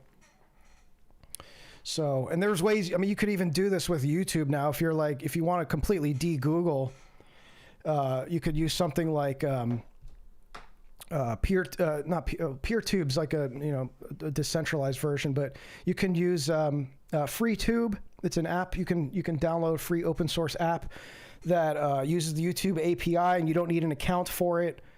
I don't think you can comment or chat, but you could watch any video on YouTube. You can subscribe, have like a local profile that you can have all your subscriptions on, stuff like that. There's another site called, what is it? I always forget the name. Is it Invidious? Yeah, this site, Invidious here. So you can go here, Invidious, and Watt. You can self-host this, or you can just go to use Invidious and, oh, that's the documents. Where is it? See, even using these websites, it's like you got to figure out where to go. Where is it? Oh, here. You have to go to one of the instances. So I think this one's is the good one. So yeah, I mean, look, you can just go here and just watch any video from here. It's a little bit more janky, but again, you have to inconvenience yourself a little. So like this is just an example of one of the many things you can do to start using free and open source software that's going to be relatively, at least for a while, I think, out of the ability to control by these institutions that are trying to do this stuff to us. So there's always going to be solutions, but you're going to have to know where to find them. So yeah, I do plan to cover this stuff more. Communications are going to be big too. How are you going to communicate with when all the primary means of digital communications that we use are centralized and are going to have these legal these laws about them where you're gonna have to verify your age? Just don't do it, guys. Just don't do it. I don't care if it's a little pop-up where you just even click whether you're 18 or not, because that's all, like, that just logs it permanently on their servers. Don't let them know anything about you that, you know, they don't need to know. I mean, they already, like, the thing is, like, if you're using Google, they already know if you're 18 or not. So, like, there's some instances where it's like, well, they already have that information. But the point is, like, whatever the prompt is for you to verify your age, that is the beta test of what's actually going to be the digital ID verification. That's the point. So regardless of how it is implemented, that's where it's going. Yeah, use Artix. Yeah, that's what I'm running right now, and I will be using Artix. I'll be Artix maxing for a very long time until something irreparably breaks, in which case I'll just get new hardware to keep running it. But I think I'm good for a while on Artix. It's yeah, I mean, it's not the prettiest operating system, but you can just run Hyperland on it and make it look awesome, and it's better than. It's like leagues ahead of every major operating system. Mac OS, whatever you think is the prettiest looking operating system, Mac OS, it crushes it. Like, you just run Hyperland on any Linux distro and it looks awesome. Will you open to doing an Artix install tutorial? Sure. I mean, I think there's plenty of those on YouTube already, but if you wanted to see me do it specifically, I would enjoy doing it. I just, like, I don't know how that would translate on my channel if, like, it's all this stuff that, you know, the usual content I cover, and then it's like, here's a video of me installing Artix Linux, you know? But I'd love to get into that kind of stuff. I feel like it would have to be a separate channel, though, you know? It's just like, if I can find a way to do both, like, that'd be awesome, but, because I nerd out all the time, man. I'm always doing nerdy projects. I would like, I'll tell you something I think would translate well here. I do plan to get more into setting up decentralized communications networks, because I think that's extremely important with the way things are going. Sorry, let me get off that screen so we're not looking at that, whatever that is. With the way things are going, I think it's going to be very important for us to know how to do that, even to have local offline communications, to set up our parishes, local monasteries, things like that, so that in the event that there's, you know, whatever's coming, this inevitable catastrophe that's going to come, we'll have, you know, it won't be an issue for us. Like, we'll have ways to communicate. You can do that offline. You can literally, there's networks where you can use network stacks like Reticulum, where you can actually use SMS. It's like device and platform neutral. It's literally a parallel internet that's offline and it's fully encrypted. Pretty technical to set up. It's not for everyone. But yeah, I do plan to maybe do some stuff like that, like show how to set up these, what devices you're going to need, right? It's like pretty cheap, the stuff that you need to run this stuff. It's like Raspberry Pis and things like that, little network cards, right? And like these little devices. If you enjoy tinkering, it's you'll probably have a fun time with it. But I do plan to get maybe more into that, more into like prepping stuff, offlining information. I've been talking about that a bunch. Actually, I can just show you something here that I'm doing. Let me just pull this up real quick. Starting to archive stuff. Where's it? Here we go. Wait. I hope I have it running. Yeah, here. Is this it? Sorry, give me 1 second. I didn't have this ready. Yeah, mesh networks they've come a long way. They were not too long ago kind of perceived as like, well, it's like a glorified walkie-talkie, but they reach pretty far now. Stuff like, if you're interested in radios, like look into getting a ham radio license. You could like literally talk to people overseas with a ham radio license. Like you could learn a lot about what's going on with radio airwaves that aren't going anywhere, and not going anywhere in the sense that they can't be as easily censored by the government. Here it is. Okay, so this is another thing I've been doing. I work on a lot of these kinds of projects I don't talk about, but this is called KeyWix, and this is a way that you can download full websites and have them available to you offline. And you could run something like this on a Raspberry Pi that's very, it's like very light on resources. You could essentially like get a portable battery to run it with, and you can access all this stuff, like the entire Wikipedia. I literally downloaded an offline version of Wikipedia. I don't know why it's not loading. I got the Orthodox wiki. So this is the entire Orthodox wiki. You download it into one file. It's actually pretty cool. It's called a .zim file. And you can do this with any website. But wikis, I think, are the best to do it for because you get the most information out of it. Look, gardening and landscape. What is this, like a forum? What is this? Stack, what's it called? Stack Exchange.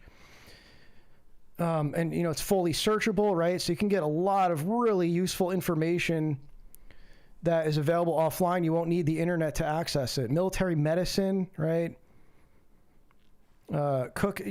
Recipes for cooking. Like basically stuff that you don't have time to learn right now, but you might need it available. You might need the information available to you in some kind of emergency scenario, right? We do a lot of stuff with we think of prepping as, growing food and purifying water and all this stuff, which is probably even more important. But if you don't know anything about how to do that and you're suddenly in a situation where you have to learn how to do it, I would rather have the information available to me where I can figure it out. So this is something you can just start doing now. You can start doing this right now and offlining this stuff and have it available forever as long as you have access to the device it's on, I guess. But so yeah, there's like a whole trend of that I'm seeing on Twitter a lot now of these, what do they call them? I'm trying to remember the name that they call cyber deck. They call them cyber decks. I'll show you what I'm talking about here. So people are doing these like microcomputers inside of just like whatever, a little box, a portable offline. I mean, people deck them out with like kind of unnecessary stuff, but that's essentially what this is. A little Raspberry Pi keyboard and a touch screen. I mean, this stuff's really cheap to buy. don't know why you need like whatever that is, little decorations, but it's probably a woman made this. It's all cute and stuff. Yeah, here's some of them.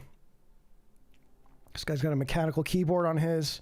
So I mean, this is just like, you can get this touchscreen for like $30, and he's probably running a Raspberry Pi 4 or 5 in there, which is like maybe $100. And then you can connect it to an SSD, or get 500 gig SD card, or I think they even have them in 1 terabyte SD cards now. So like you can do a lot with this stuff. It's pretty, I haven't gotten into this, but I mean, it's pretty easy to do. And you can have like a, portable information hub with you. I don't know the point of decorating these, but I think the point is more so having something durable, right? Like something like this looks a little more practical. It's in like a gun case or something. Like that's pretty cool. Yeah, digital encyclopedia, yeah. So yeah, I mean, I'm into this stuff. I think it's you should do probably even more prepping with like getting non-perishable food and stuff like that, and buying generators, solar power, things like that, so you can actually power these kinds of devices if that was one of the things you needed to do. I mean, more importantly, we're going to need heat and, all this stuff, right? Keeping ways to heat up our food. So it's like, maybe for some people, this is like not even on their scope of concerns, right? But I happen to think that we're going to have a great need for ability to communicate at the very least offline. And we have all these great technologies that could be used for that purpose. They're just not really being used that way. You have to kind of really hack them to make them do what you want. And this one's pretty cool.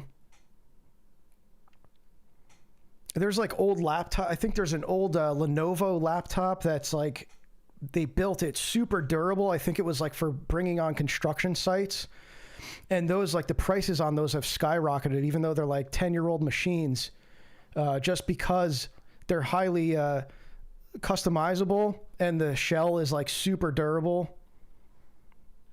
So stuff like that, it's probably useful to have. But yeah, anyway, yeah, homestead it up. Yeah, I mean, again, it's like homestead. Where do you even start with homesteading? You got to get property. Like don't forget, most people don't even own property. Like most people don't even own property. It's like we're in a kind of a rough spot for this kind of thing to happen. So let alone like own a piece of homestead land that you can homestead on, right? And then learning all the stuff that you need to do to actually homestead. It's not easy.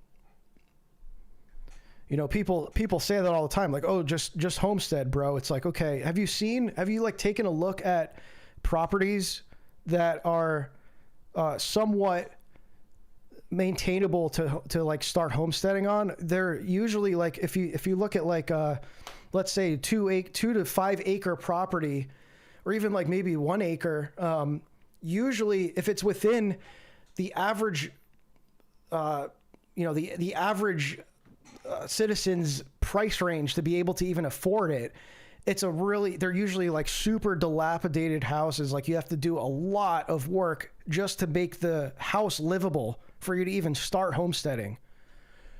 That's in most cases, like in most of America, at least, it's like that. So it's like way easier said than done to just say, just homestead, bro.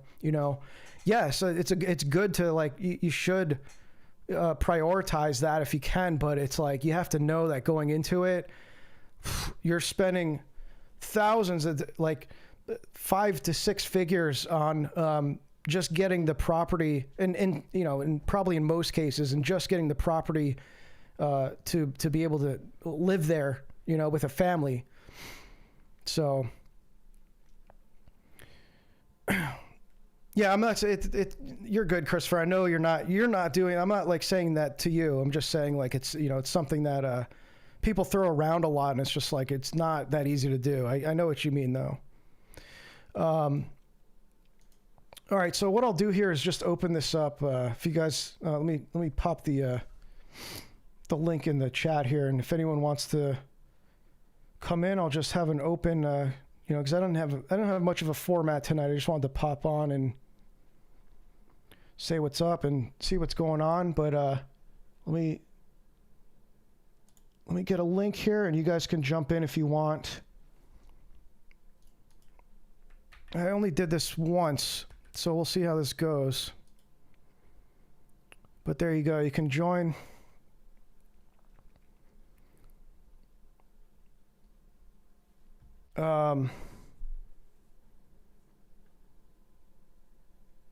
If you don't have access to water, it's worthless. Yeah, that too. Yeah, I mean, you got to be like there's a lot of stuff. Like, for example, even the soil, right? You might find like a really good piece of land that like maybe it requires not as much fixing up. It's like relatively move-in ready. And the soil's like not, there's something off about the soil, or it's like not good for growing food or something like that, or you're not near water. Like there's a ton of variables. It'd be a waste of time to even try to name all the variables involved in it, but it's just like very difficult now. And especially like you're competing with like, look, who bought the most land during COVID, right? Bill Gates. Like you had all these guys that were like, they're expecting something like that's going to happen. And that's like you're competing with these guys that have unlimited money that are buying up all this land, right? Even to just buy a house now, it's like that. When I bought my house, I was competing with, it was basically BlackRock, like was buying up all of these residential properties, cash, like paying 20% over asking price and stuff. And it's like, how is the average person supposed to do that? Supposed to compete with that? Hang on, let me switch scenes here. I don't know if I have to. Here, I'll just pop you on. What's up, man? What's up, Nico? Hey, Mr. Westgate, how are you? I'm doing good, man. How are you? I'm all right. Just a little bit of background. I'm in South Africa right now. It's 10 minutes to 5 a.m., so a different time zone. Wow. Wow. What are you doing up so late? I watched the Jonathan Pajot video, so I followed him on YouTube. And then I saw an Instagram post that you mentioned, that mentioned your page. And so I got curious. I'm wondering who else is making content similar to Jonathan Pajot. Then I saw your page, and I realized you were going live. Yeah. And I can't really go to sleep because I watched a couple of the videos and I loved it. So I'm like, let me check out the live, because I've been streaming Dr. DPH, Jay Dyer, Nikolai Korea, all of that. Cool. It's been good. So I wanted to ask, man, I'm not sure how familiar you are with South African politics and history.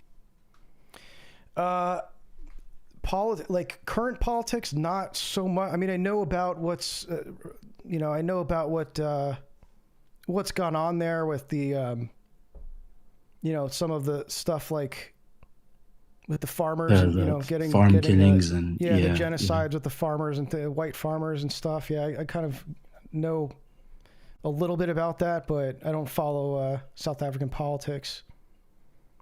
Okay, so not too long ago, there were pre-1994. 1994 was basically the shift in terms of South African politics, pre and post-apartheid, right? 1994, there was a Calvinist group, but like hyper-Calvinist.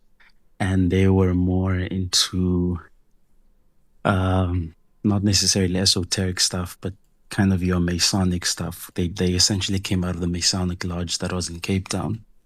And the reason why I'm talking about that is because I don't know how familiar you are with the Round Table, Cecil Rhodes kind of New World Order thing that was coming out of the royal family. Jay Dyer talks about it. I don't know how familiar you are with it. Yeah, a little bit, yeah. Yeah, with Rhodesia. Rhodesia used to be in conjunction with South Africa and all of that.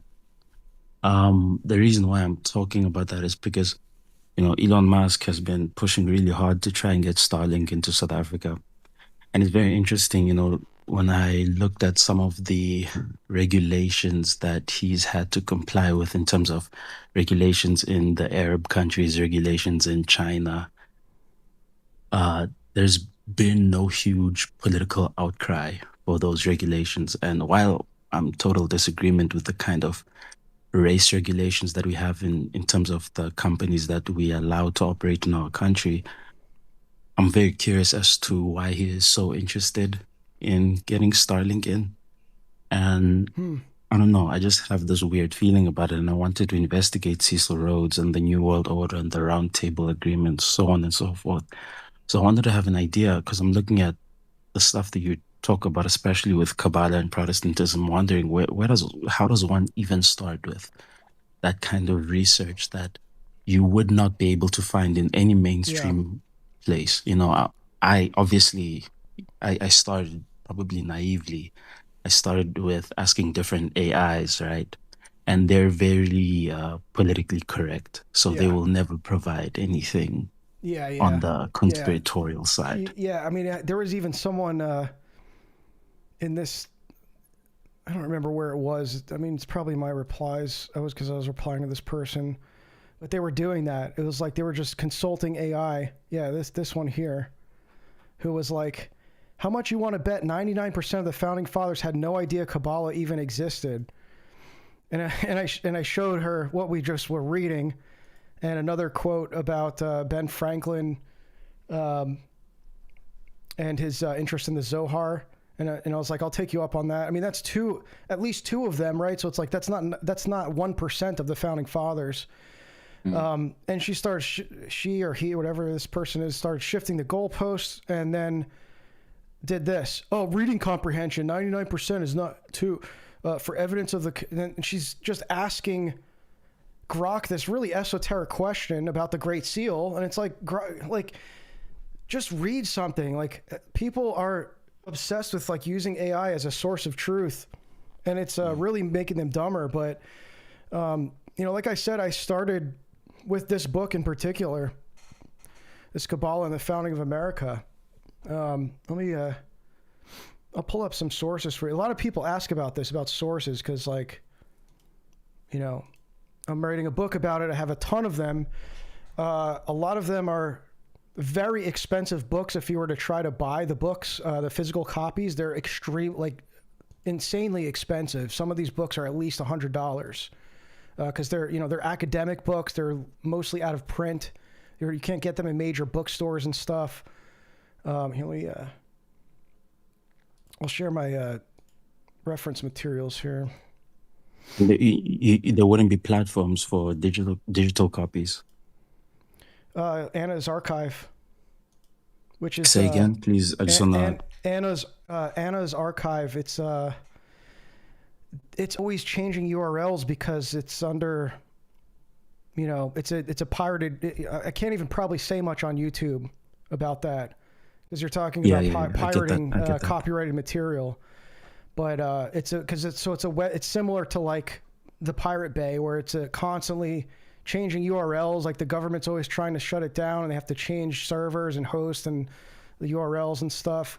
So I appreciate that. Thank you. Yeah, they're called shadow libraries that have, because I usually only do that for books that are like that, where it's like you kind of have no other option. I'm not going to spend $300 on a book, right? The rest of them, like if they are available online, I'll just buy the physical copies. I like having them better, but these are some of the stuff. This is some of the stuff, particularly about American esotericism, and there's a lot of stuff on Mormonism too, which is very deeply influenced by Kabbalah and Freemasonry. I've done a stream about that. Pietism, early Quakers. You don't mind if I take a screenshot of that, eh? No, go ahead. Here, I'll make it a little bigger. Please. No, I can see that. That's fine. Yeah, that's clear. I know it's small for the viewers, but yeah, these are. I mean, you can see some of this stuff. Where's the? Yeah, this one is the one we're talking about here. Kabbalah and the Founding of America. This is the book. So, I mean, this one you could buy on Amazon. And like I said, it's very academic. It's an academic book. It's very dense and like kind of dry. So it's not really an exciting read. But this is what started it for me. Because again, it was like, I was like, I want to know more about this. Like, how did this even get here? How did Kabbalah arrive here if it was less than 1% of the population was Jewish? Not even, I think he says it's something like 1% of 0.01. It was like a minuscule and like completely almost irrelevant population of Jews at the time.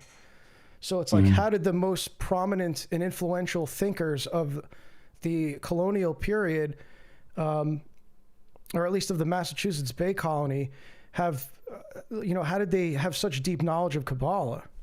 And so I wanted to know more about that. And so I started just basically tracing it backwards from there. And it kind of, it's pretty much undisputed in academia that you can start the transmission. You can at least start the transmission at the in the Renaissance period. That's where it entered Christian circles. That's where it entered scholastic studies. Was definitively during the Renaissance in the late 15th century. And there was a lot of there's a lot of esoteric stuff that was happening at the time, or apocalyptic speculations rather. So you had, the expulsion of the Jews from Spain in 1492. I've heard theories that Christopher Columbus had a different name. That was almost a pseudonym. He was, I don't know how true it is, but that he Christopher was Columbus actually himself, Jewish. Columbus himself wrote to Isabella that when he set sail for America, he'd find enough gold in the Americas to rebuild the Temple of Jerusalem. So you had you had these like kind of utopian millenarian ideas even before Columbus discovered America. He was like, he had this kind of objective, even setting sail, that it was like kind of this conceptual discovery of a new Jerusalem.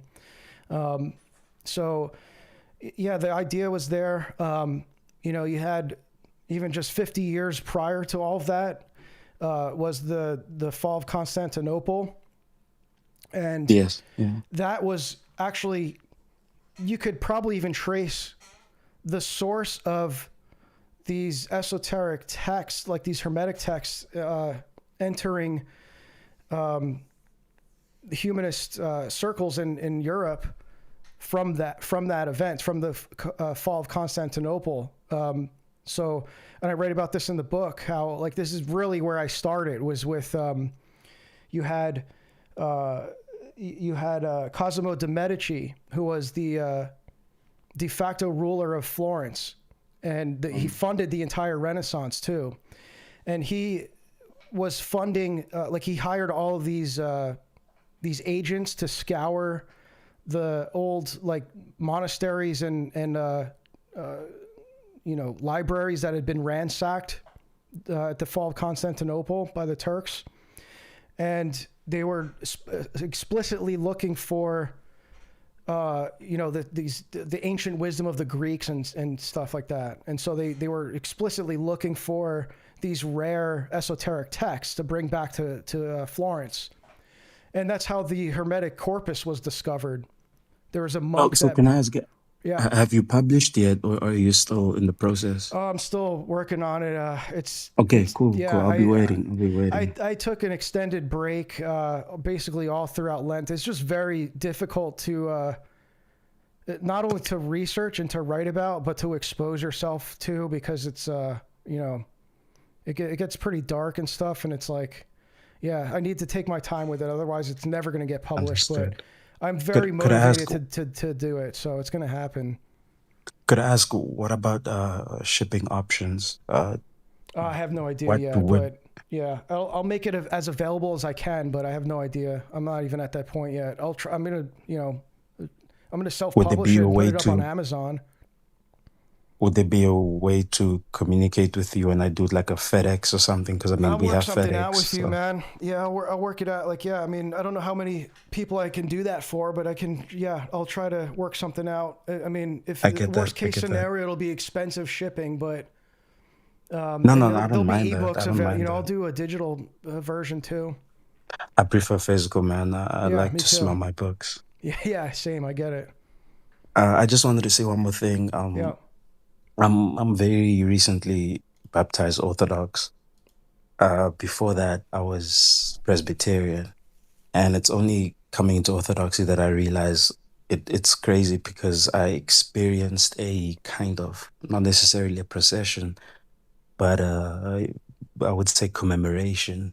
There was a Scottish rite within the Presbyterian Church in Cape Town. I don't know if you're familiar with Cape Town, it's one of our capital cities. And the Presbyterian Church there had a commemoration of a rite that they were associated with. And the whole time that it was happening, you know, I'm seeing these kind of flags and these weird symbols on the flags and the kind of things that they're wearing. I didn't realize it, but it was a Masonic rite. If ever you do look into South African history or specifically Protestantism in South Africa, it's a mess, man. It's a mess, man. Especially the Roman Catholics and the Protestants. They've mixed into a lot of what I call, you know, African paganism. They've mixed into a whole lot of that. There's cult of personalities, you know. I know in the United States they have snake handling, but it takes Yeah. on a different tone this side to snake consuming and rat consuming, and it's the Protestantism here. I mean, I know it's bad in the States and in Europe with the whole LGBTQ thing and whatnot, but it is an ugly flavor here. It's horrible. It's horrible. It's yeah, out of control. But there is Yeah. hope. Orthodoxy is growing. Yep. We have 2 bishops in our country. Oh, thank God. Yeah, and I'm hoping that's Yeah, growing. it's I'm not visiting. South Africa is not a country you think of, you know, having widespread orthodoxy, or like you don't see a lot of these videos online and stuff about the Orthodox parishes flourishing in South Africa. But I mean, we're all under the same kind of just we're experiencing it in modernity in different ways in different countries throughout the West. So it's like, you know, everyone's got similar reasons that they're being drawn to orthodoxy. I mean, the situation with the Catholic Church and the Protestants are pretty much the same across the world, just in like I said, just kind of in different forms. And it's like I hear that all the time, man. People being driven into orthodoxy because it's the only, like they see it as the only option. It's like if orthodoxy's false, then all of Christianity's false. Basically, you come to that realization that it's like it's definitely not Protestantism or Catholicism. Because like with Protestants, and I mean a lot of the case with people here in America at least, is they're seeing this stuff like you're mentioning with the LGBT and like whatever it is, the modern influence of these Protestant churches, and they're tired of hopping around to find like the most based trad Protestant denomination that is going to succumb to the same influences. Who knows how long down the road? Like they're realizing that like they don't have that assurance of their children being safeguarded from the influence of modernity when they're gone, and they have no control over it. And so it's like they want to put their stake in the church that is, you know, not influenced by these modern movements, right? And it's like, and that's not to say that there isn't corruption to some degree in within Orthodoxy. Like that's you know, like no one's saying that. I mean, people try to point that out all the time. They're like, oh, you have all these like corrupt bishops and stuff. Well look at what Saint John Chrysostom said, that the floors of hell are lined with the skulls of bishops. Yeah. It's like we've recognized that for millennia, that there's just looking at church history. I mean, the Patriarch of Constantinople, what was it, Nestorius? I mean, yeah, it's yeah, exactly. It's not yep, exactly. Yeah. So, I mean, you know, it's not a question of like, is there corruption? It's just like when you look at all of the major, let's say, branches, I guess, of apostolic Christianity. I mean, if you're looking for the one that's like the most consistent and has the most continuity, I mean, I don't, you know, I think that's why you're seeing people so drawn to Orthodoxy. They're just like, this is, you know, I'll be honest. My worries are gone with like what I was so concerned with in Protestantism, like constantly trying to dodge this influence everywhere. That's gone. I don't have to do that anymore. At least as like a lay person, you know, it depends how deep you want to get into it. If you start getting really into like online orthodoxy and all these discourses going on of like all this infighting with the Latinizers and all this, it's like, man, it's going to tire you out. It's like the average Orthodox person is not talking about this stuff. When you go to coffee hour after your liturgy, like they're not sitting around and talking about all this stuff that people fight about online. Like they're just not. So it's like, it's just not really, you know, we're trying to work out our salvation. We're trying to just receive the sacraments, live godly lives, you know, be in repentance and be in good standing with our parish communities. It's like, you know, the average lay person is not involved in that stuff.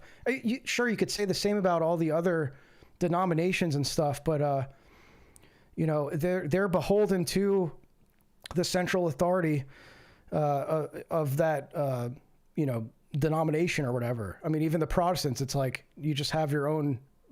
Your pastor is your pope. You go to another church, it's a different pope. Yeah.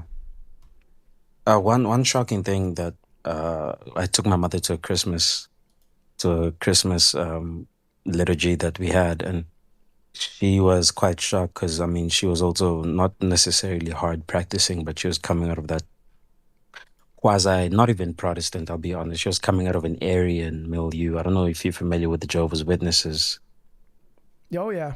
Yep. Yeah, it's widespread in our country, especially amongst, I don't know why, but yeah, amongst I think because they were the like, black I don't know much about South Africa, but I know like for Russia, there's actually a bunch of JWs in Russia, and they literally were like importing them there. I did a stream, not about that exactly in particular, but my most viewed stream. Let me just check if that's still the case. But it was really early on when I started streaming last year. Like one of my first streams, it was like one of the first streams I did. Yep, it still is. So this one right here on Charles T. Russell, who was the founder of the Watchtower Society that became Jehovah's Witnesses. He was a Freemason. And what is the Watchtower Society? Is that like a Masonic rite, or? Yeah, they were like a basically a they weren't a Masonic rite, but they had a lot of this a similar structure and symbolism. It was coming out of the lodge. Yeah, like there was. Yeah, I mean, his predecessor, Charles Taze Russell's predecessor, like the movement he came out of, the Millerites. Well, I think it was William Miller was his name. He was a high-ranking Freemason. So there's like debate, like, you know, if you go on the Jehovah's Witnesses websites, they're all denying that Russell was a Freemason, but the dude was buried in his tombstone was a pyramid, a Masonic pyramid. He was all into like Egyptian rite. So, and you know, he was actually like this, maybe this is why the stream's so popular. First of all, there's not a lot of people that have covered it for whatever reason. And second, he's kind of like the unknown godfather of Christian Zionism. Like people usually think of Schofield and Darby. Yeah, but this guy actually was more influential. He was the best-selling self-published author in the early 20th century, and he was writing all this dispensational literature. He was the first to kind of like really unite the Jews with the Protestant Christians. So there's this famous event where he was preaching a sermon at I forget the name of the auditorium. I don't know if it exists anymore, but it's like it was the largest auditorium in New York at the time. This is all in the burned over district, by the way, which is a whole other rabbit hole. in American history. Like all of these Protestant like cults, like I use the term Protestant loosely here, but like these, heretical like Protestant cults, like the Mormons, the JWs, they all came from the same area, the same region in New York that's known as the Burned Over District.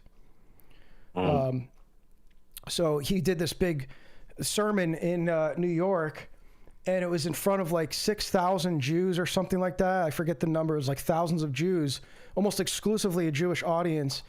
And he preached about how the Jews need to return to their homeland in Palestine.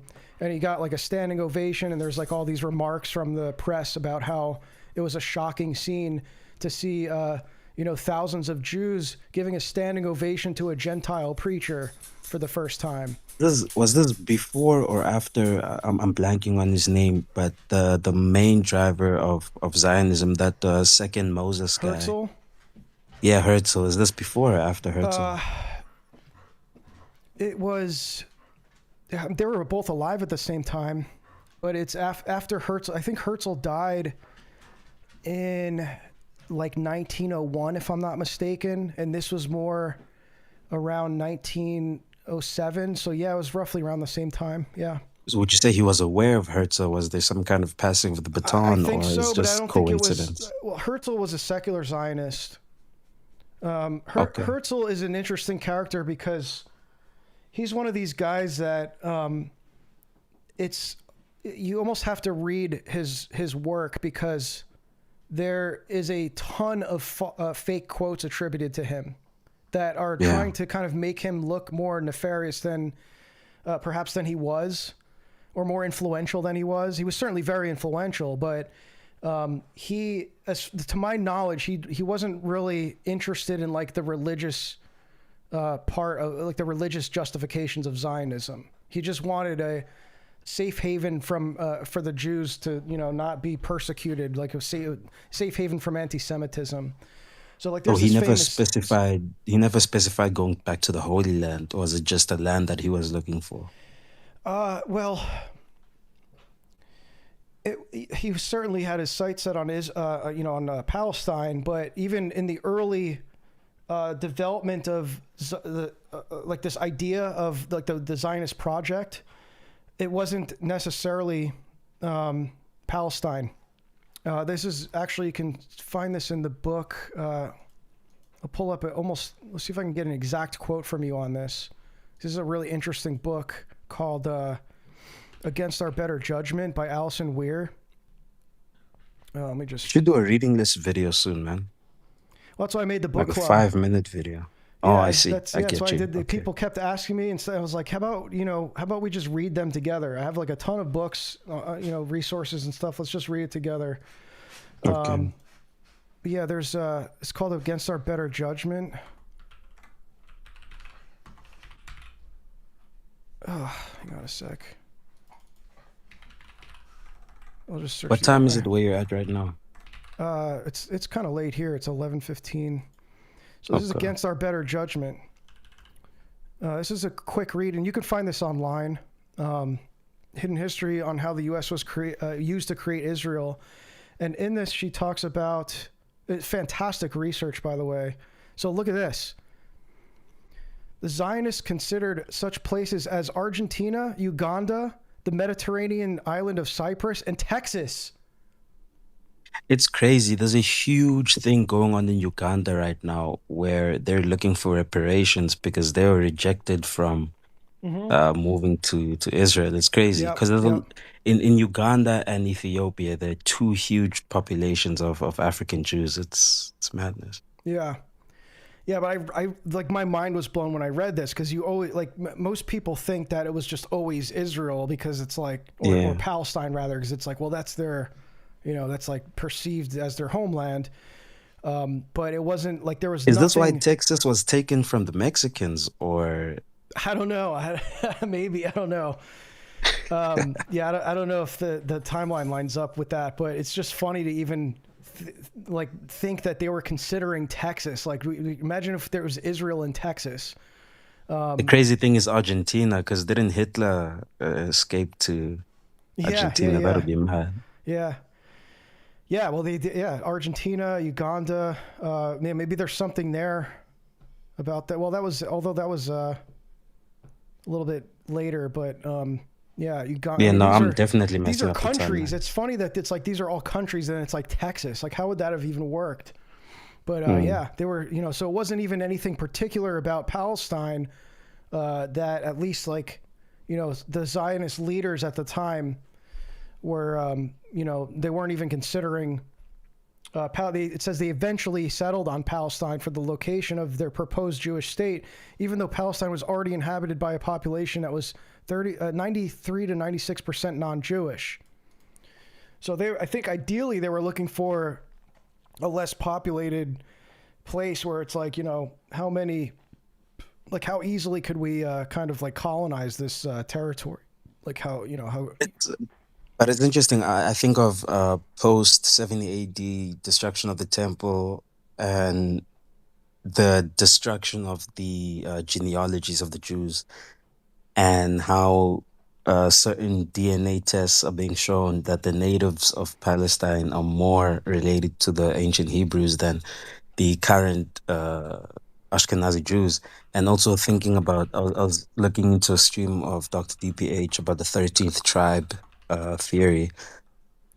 I don't know. It's quite interesting. I'm just wondering, how is it that those who are mostly of Eastern European descent, 80% of the prime ministers of Israel changed their names to sound more Hebrew.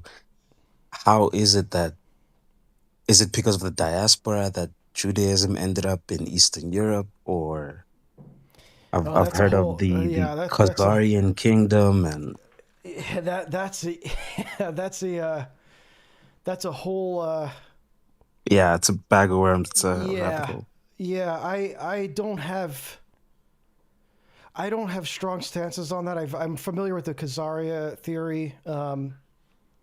It's highly contested, even by very very respected researchers that are definitely not Zionist or even Philo-Semitic. But so it's like I don't know exactly where I stand on that. I haven't done enough research. I have reading material, and I've read the 13th tribe and everything. And there's some compelling stuff about that theory, but it's kind of like difficult to it's certainly. I don't think the Hebrews in the Old Testament looked like they were walking around like looking like Larry David and stuff. They didn't look like these Ashkenazi Jews. So it's like, there's definitely some kind of, I think, shift that happened. I'm more interested in like the religious part. And you can see even in the New Testament how the Jews had a new religion. It was like perceived as this new religion. It, like even Christ himself, he talks about, he refers to them as proselytes. Since when did the Jews proselytize? When do you ever see Jews going around trying to convert people to Judaism? It always seems to be the opposite. It seems like the sojourner would seek to join them, and come to them, because they were even city on a hill. And even understanding that most, if not all, of the condemnations that Christ leveraged against the Jews and their practice of the law was referring to their practice of the Talmud. Like there's all these really off the wall kind of laws that are like, where did that even come from? For example, there's many of them, but I'll give you one example. Was he a Samaritan? I forget who it was, but it was a man who picks up his cot on the Sabbath, and the Pharisees are condemning him for doing that. Where's that law in the Old Testament that you're not allowed to pick up your bed on the Sabbath because that's considered work? Where did that come from? Oh, yes, yeah. Right. So, and there's like references to like mixing of certain fabrics and stuff like that. It's like there's a lot of stuff, these laws that are not anywhere present in the Old Testament. It's like, where did they get that from? So those are Talmudic laws. Like Christ was literally condemning these Talmudic laws that they were following. Yeah, thank you, John 5:8-10. Yeah, thank you. So, there's a ton of examples of this, how they're proselytes, right? St. Paul is always referring to them as proselytes. So it's like we see in the New Testament that there was this new religion that they were practicing. They were trying to convert people to. There were these laws that it's like, where did that come from, right? So it was present there. That's more what I'm interested in. It's like, were they Ashkenazim? I don't know. Is it that adage that we would see constantly of referring to them as they pretend to be Jews outwards, but inwards they are not true Jews. Yeah, and people use the what is it, Revelation 3:9, I think, where it's like Christ is saying like I will those who say they are Jews and they are not, they are the synagogue of Satan. That whole line, it's like people use that to say like, see, the Jews that call themselves Jews today are not the real Jews or whatever. And maybe that's the interpret. Like, I don't know if we have like patristics backing that up, but people. Yeah, I don't see a lot of patristics on the Book of Revelation. It's right. It seems, yeah, exactly. Yeah. Yeah, to be a no-go. Yeah, but why would proselytizing be bad? It's not that it's bad. It's just the point is that Jews don't proselytize. But you see them doing that in the New Testament. And so that indicates that they were converting people because they had this newfound religion, right? Like now they don't need to do that, obviously, and they don't. But so it's not about the proselytizing being bad. It's just like they were obviously, it was so prominent that they were known for that. Christ himself called them proselytes. St. Paul multiple times throughout the book of Acts calls them proselytes. So it was very common that they were going around trying to convert people. I know you don't know much about South Africa, but if ever you're interested, I would hope you look into it. I doubt there's any crazy resources, but one interesting thing that I've noticed, it's kind of a pattern, my personal theory, is that because South Africa is very westernized, of course we have a European population, we have a Dutch population that has since completely absorbed into South Africa, into a completely new culture, the Afrikaners. You can't even call them Europeans at this point. I would say it's a young culture, but it is a culture. But it's something very, very interesting is happening where there seems to be maybe 5 years or 10 years down the line, where anything that happens in the United States, 5 years or 10 years down the line, it happens here. Whether it's pop culture, social media, technology, so on and so forth. And I'm starting to see that with Zionism. There seems to be a bit of a divide in our politics because our administration about 2 or 3 years ago took Israel to court, the International Court of Justice, and took them to court for genocide of the Palestinians. A lot of that was funded by Iran. Not a lot of it, but a significant part was funded by Iran. And I think it's one of the reasons why we've been in clash with the United States government at this moment. It's very interesting that there is this secular faction that is liberal, very liberal, that is taking the ICJ to court. And there's this religious faction, Protestant, that is quite against this and is pro-Zionist and is, Israel or nothing kind of thing. It's very interesting. I always see that trends that happen in the United States are downstream of us. It happens. Yeah, it happens all the time. It's odd. Yeah, I mean, to Americans, it's like considered a little bit. South Africa is not one of the first countries you think of to like look into.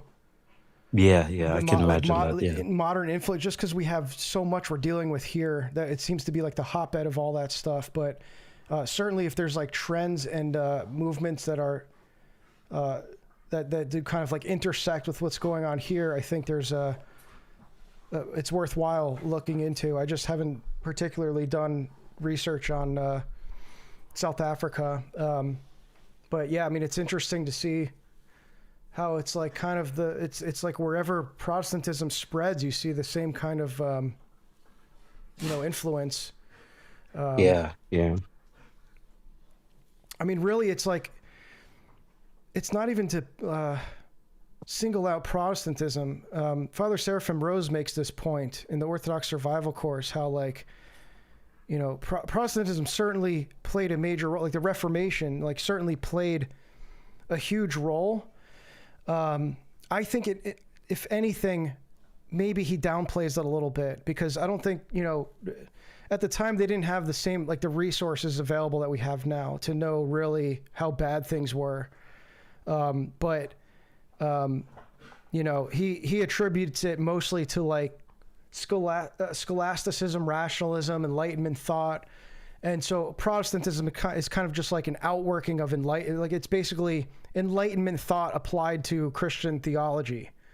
And it's like what we're experiencing now is the consequence of that, right? It's like ultimately Enlightenment thought.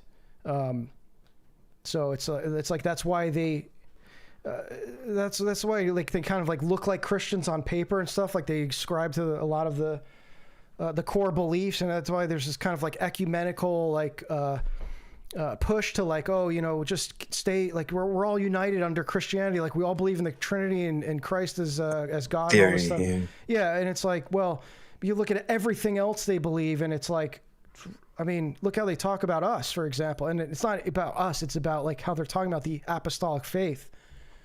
Calling our traditions idolatry and things like that. I mean, it's just like, okay, so then why are we supposed to like be united with people who like, obviously not all of them think that, but a lot of them think that we're idolaters and stuff. So it's like, they seem to not even want to be united with us. So why should we make this like ecumenical kind of effort to like, just all be united as like Western Christendom, right? It's like, I don't particularly feel compelled to do that, but we're not even supposed to be praying with them, and there's good reasons why. You don't know what any given Protestant believes when they're praying. Like we can't just assume that they have basic kind of Orthodox beliefs when they're praying. So, and it's like, that's a very sensitive issue. I mean, go to your, like, if you're dealing with that, like you have a Protestant family and you're, coming into prayer with them and stuff, it's like definitely a question for a priest, because it's like a case by case basis type thing. And it's very sensitive. So I'm certainly not prescribing anything, but I'm just saying that that's generally the church position, is that like, and it's with Catholic, it's just with all heterodox. It's not just Protestant. It's like any heterodox Christians. Yeah. We're not supposed to be praying with them, because like they don't hold our beliefs. Like we can't assume what they believe. Like we can't assume what they believe when they're saying Jesus Christ and they're saying Trinity. Like we don't know enough about what they believe and what they confess to just like take that for granted, to assume that they mean the Orthodox faith, No, I looking at the theology, if you wanted to go black and white about it, you could really say it's a different Trinity. It's essentially not the same conception of God. It usually breaks down to that, yes. Yeah, but what I've seen, because of the right to freedom of thought, there's no doctrine, there's no confession that a Protestant can be bound to in terms of their will. I realize that when I have conversations with a lot of low-level Protestants, where they're not even really they're not really cultural Christians, let's say, cultural Protestants, they'll say certain things, or maybe they try to make analogies to the Trinity, for example, and they will say, for example, the Holy Spirit is the love of the Father, Christ is the one receiving the love, and they make these analogies. But I've noticed a lot of Protestants, they don't make that delineation of analogy. They think this is the Trinity indeed. This is not just an analogy. This is the conception of it. I've heard crazy things, and I'm not talking about simple modalist heresies or adoptionist heresies, but very odd concepts. Christ being Christ being the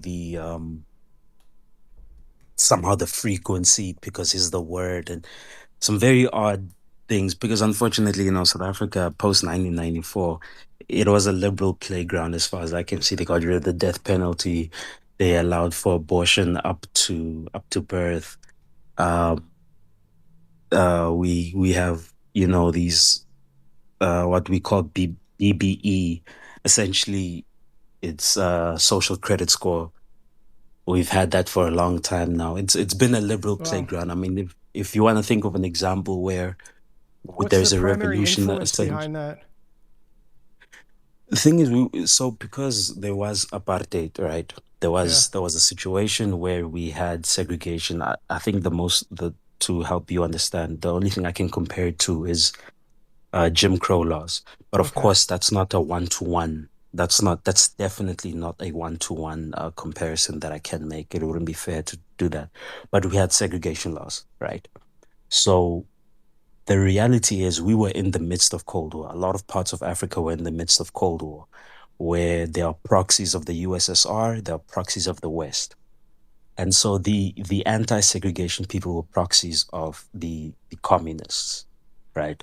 And so the justification for allowing apartheid to continue is that, okay, we have the apartheid regime is fighting communism, so on and so forth. But there was a lot of economic pressure. South Africa wasn't allowed to participate in any of the Rugby World Cups, Football World Cups, in any competitions. They were not allowed to trade with any other countries. There was a lot of pressure. I mean, the Berlin Wall had fallen not too long from that, so on and so forth. So there's a lot of pressure with that. But the reality was, as much as you can make moral arguments against the segregation, that's one thing.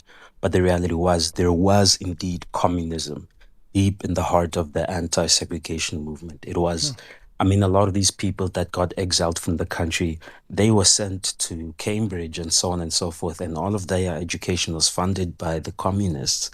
And then they came back post 1994. I don't know, are you familiar with Nelson Mandela? Yeah. Actually, I was just going to mention that. I do remember coming across some research on Nelson Mandela and the terrorist organization he came from, and how he's like involved in the bombing of was it a bus? He didn't come from a terrorist organization. His political party, the ANC, had a military wing. Okay. Well, there's like so it's not that he came from one; it's that he kind of established one, not that he came from one. Well, that's similar to there was a paramilitary group that was like the precursor of the IDF, like how Israel was founded on like all these terrorist attacks and stuff, and actually some of their prime ministers were former leader, like the what is his name, Menachem something, I forget his name, but he was early Israeli prime minister who actually led the attack on the bombing of the King David Hotel. But anyway, sorry, a side note. Yeah. So the thing is with Nelson Mandela, it's very difficult, man, because first of all, there's not a lot of first-hand literature to get your hands on. There's not declassified documents you can look at. There aren't any recorded interviews or voice interviews, because there was a lot of propaganda on both sides. And the one thing that must be understood about Nelson Mandela, he is two different people before prison and after prison. Before prison, he's your typical activist. You can compare it to the Black Panthers in the United States, where they are militant, where they will protest, where they will participate in violence and in crime and reactionary stuff. Him going to prison and him coming out, he essentially, there's a lot of things that we don't know about what happened in prison. I don't know if you're familiar with the Mandela effect. There is still a generation of people alive today that have the belief that Nelson Mandela died in prison, and that's given birth to so many different conspiracy theories that the Nelson Mandela that came out is not even the real person. The whole cloned him thing. But without going into all that conspiracy stuff, the thing that must be said about Nelson Mandela is that he's two different people, pre and post prison. Post prison, he is almost this I don't mean to be blasphemous, but unfortunately, my people, the black people of this country, he became a kind of messiah figure to us when he came out. Well, he's even So much depicted that way so, here. He's like depicted with those names you mentioned, like Malcolm X and Martin Luther King, or Martin Luther King. He's considered this icon of like revolution here. So there's a very positive view of him here. He's even like honored very often in in our different presidential administrations and things like that. yeah, he's got a Nobel Peace Prize, man. Yeah. But well, again, the same with the some of these there's countless terrorists that have like literally received Nobel Peace Prizes. I mean, the guy I was just mentioning, he also won a Nobel Peace Prize who bombed the King David Hotel. Yeah.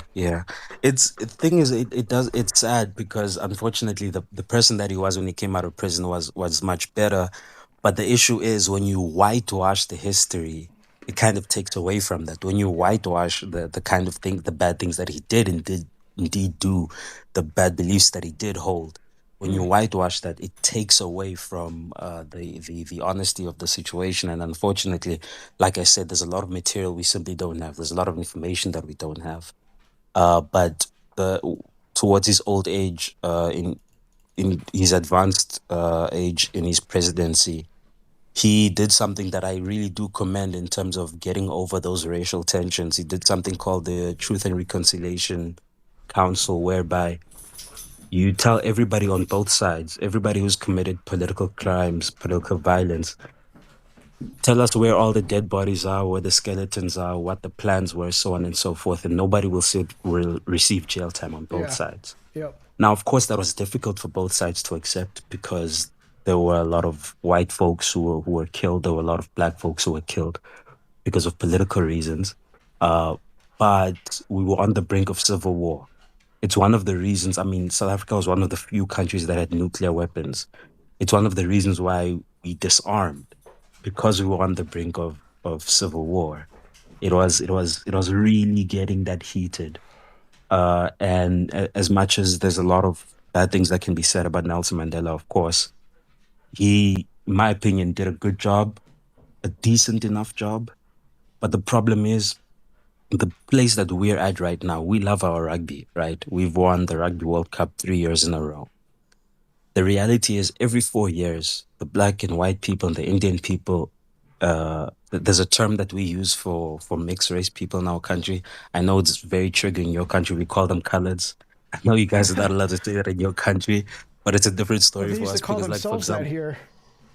Yeah. Like, for example, in our country, the N-word is... the word Negroes was like, there was just like, instead of calling them black people, it was just, they were Negro. They called themselves that again. It's like, just because... Yeah. It was literally so it's a different context. Offensive. Like, what it actually, Uncle Ted, as he's known, I don't know if I can even mention his name on YouTube, but he wrote about that in the manifesto, as it's called, but he mentions that how it's like all the language was changed like around race. It was all like liberal white people that like were suddenly like, oh no, you can't say Negro, that's offensive. Yeah. And you speak to a Portuguese person and they see the color black, they're going to use the word Negro. Yeah, exactly. It's just black in Spanish. Yeah, it's so stupid. Yeah. So it's interesting. Every 4 years when the Rugby World Cup comes along, whether you're an Englishman, an Afrikaner, a black person, a colored, an Indian, we're all unified in our green and gold national colors, right? But as soon as the World Cup finishes, you can just sense in the air the racial tension is there. So post 1994, there was a decent enough job. There was kind of this honeymoon season from like 1994 to about 2010. After that, you can sense, especially now that I've been communed into the Orthodox Church, I realized that canopy, that overarching canopy, that fabric, it's not there in our country. It's absolutely not there. And, I know a lot of the more right-wing people in the United States will point to Mozambique, 4 million Rhodesia, and they will say, this is what happens when you give black people the reins. And I know a lot of Black people, my people kind of irk at that. But I'm looking at the situation on the ground in here in South Africa. I'm like, you don't want to end up like what happened in Rhodesia. I mean, these people are our neighbors. We saw up close what happened to Rhodesia. Yeah. We don't want to end up like that. And we're very close to that. It's very, the Yeah, tension is real. The tension is I quite do real. know enough that I am aware that it's probably one of the most racially tense countries in the world. No, It's it's not just it's not enough to speak about the racial tension. We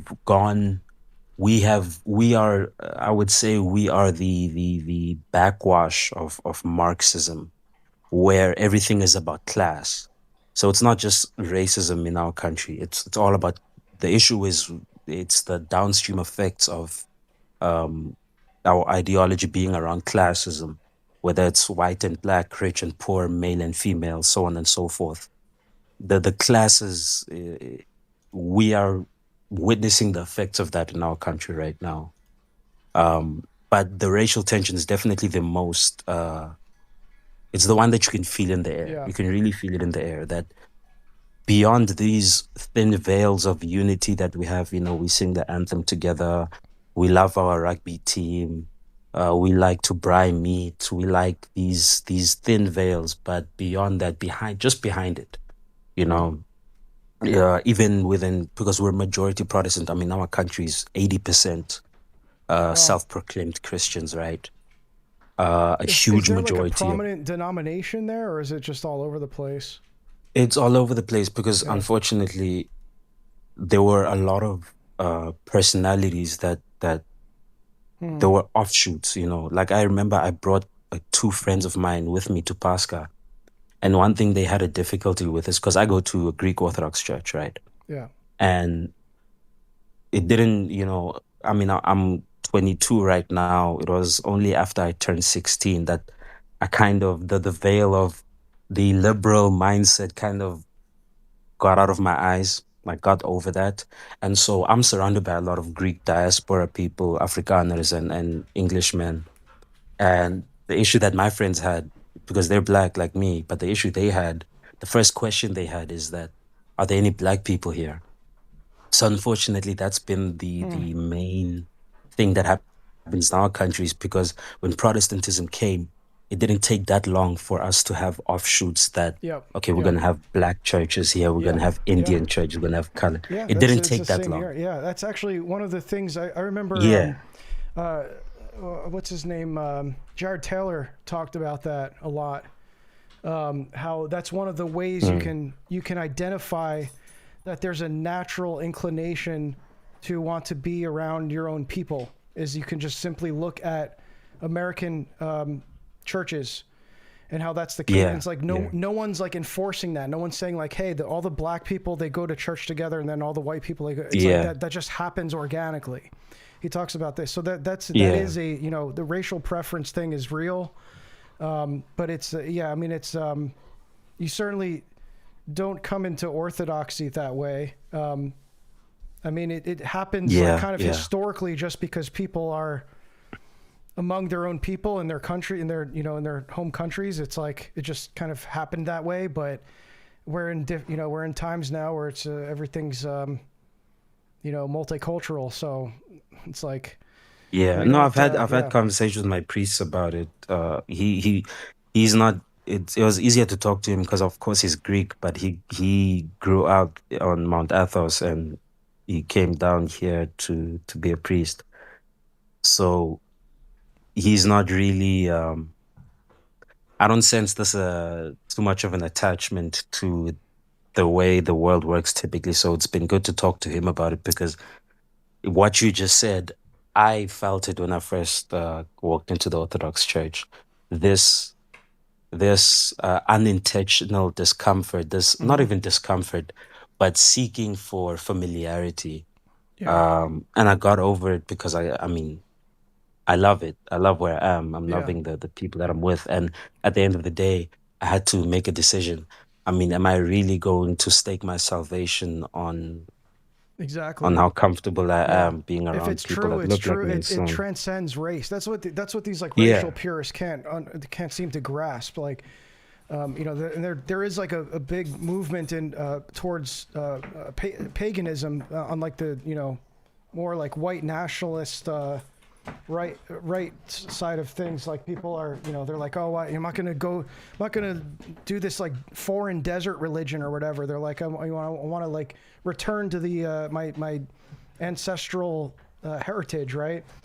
And they ultimately they're worshiping their own race. Like that's kind of what it is. It's like you're saying that you're presupposing that what is universally true is exclusive to your particular race.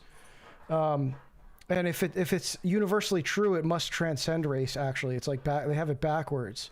Yeah. It's the issue that we have in our country. There's a lot of these ignorant personalities. These kind of like what you have your Hebrew roots people in the United States, your Black Hebrew Israelites. Yeah.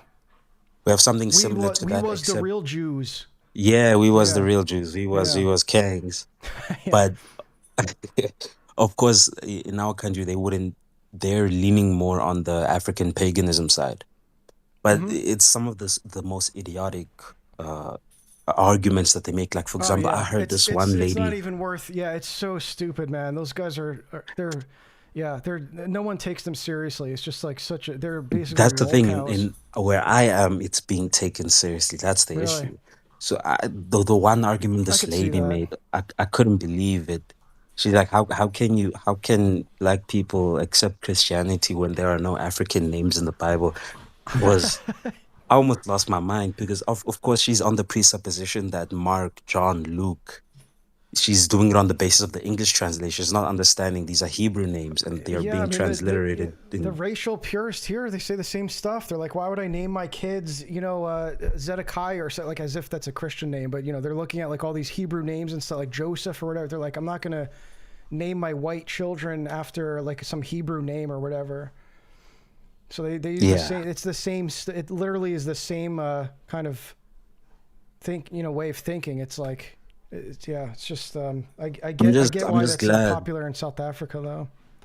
I'm just glad the Muslim population that we have here is not the kind that I see in the United States and in Europe, because the Islamic population that we have, they're immigrants from Malaysia and Indonesia, so they're more the dormant, very not even they don't even practice polygamy. They're just like very, very, very dormant.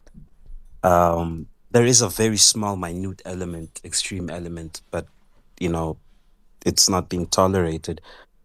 But I'm very, I get very excited thinking about the parallels between the two countries. Yeah, and I see, and I get to like return to your original thing that you were saying. Like I get your excitement, like you're up at what, like into the early hours of the morning, like just discovering this new rabbit hole unlocked. People, I mean, that's why the articles I published on this took off. Like they pretty much went viral on Substack, and people are still discovering them through all these other channels that are covering it now. And I get it. I mean, that's what led me down. Like I had the same fascination. I still kind of do. I'm writing a book on this. And I get why it seems so out there to people, because like it is, a lot of the research on this is relatively new. I mean, even the esoteric studies in an academic sense is relatively new. At least like in the modern world. And so a lot of this stuff, like, what we were just looking at with Jonathan Peugeot's video, like the book that's covered in that's even new discoveries. Nobody before Brian Ogren really brought this to light. So a lot of this stuff is very new. And, we're discovering now that it goes deeper than we thought.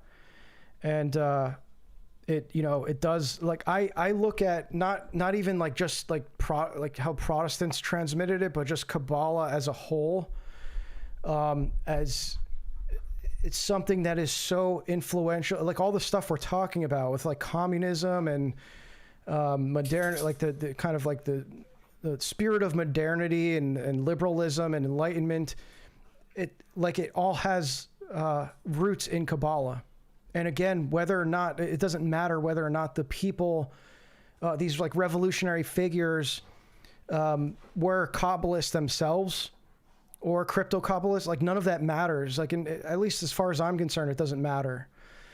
Because what's really evident to me is the spirit is there, and the spirit has been transmitted through all these revolutionary movements. You can find that same kind of influence there.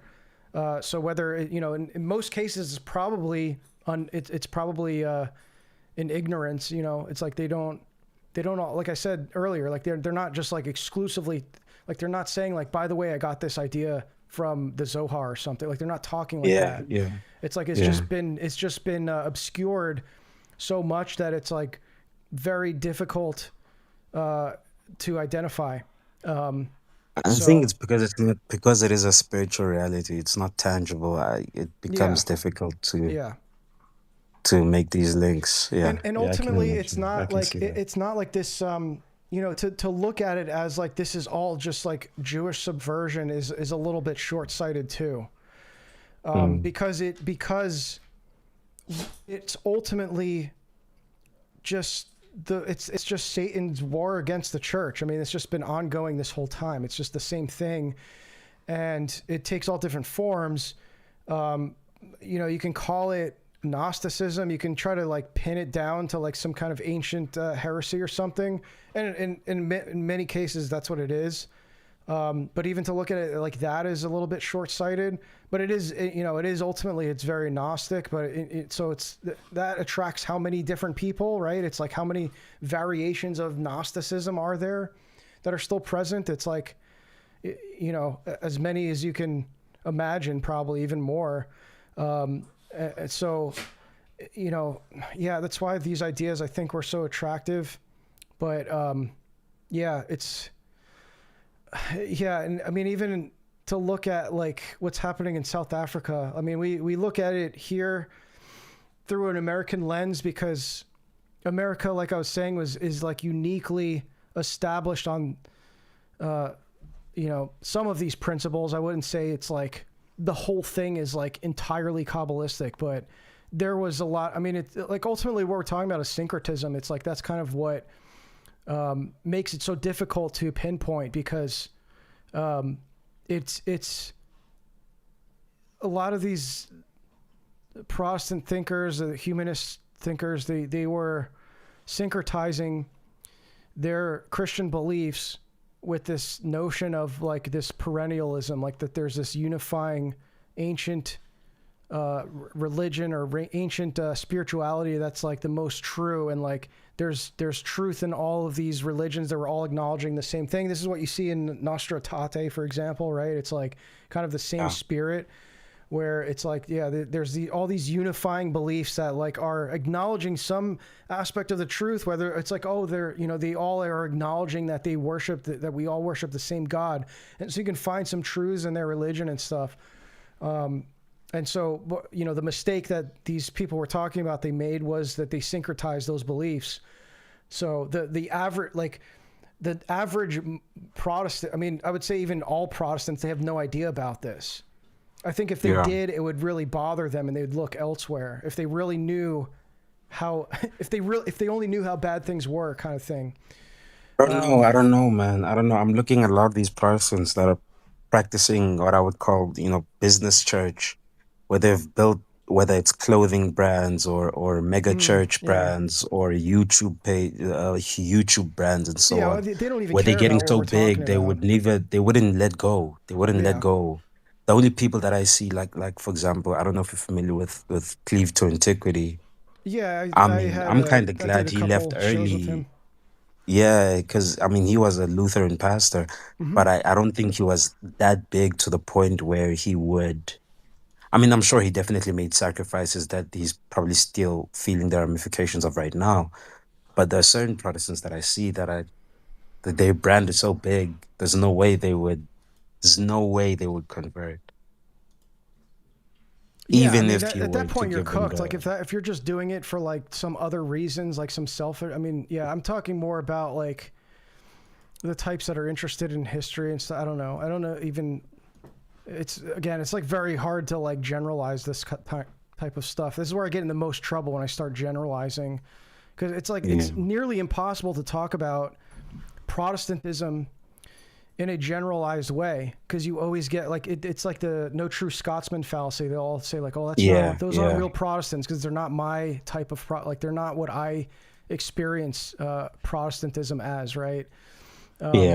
So it's like really, that's why I'm very careful in my work now to how I frame that. It's very difficult to talk about, but you know, how are you supposed to talk about anything? Like, how can you talk about any group that's not monolithic? Like the Jews say the same thing, but then they all act monolithic when they need to, you know, when it suits them.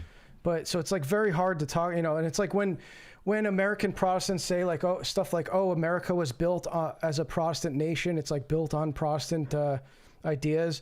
Well, yeah. Okay. Well, are you a Quaker?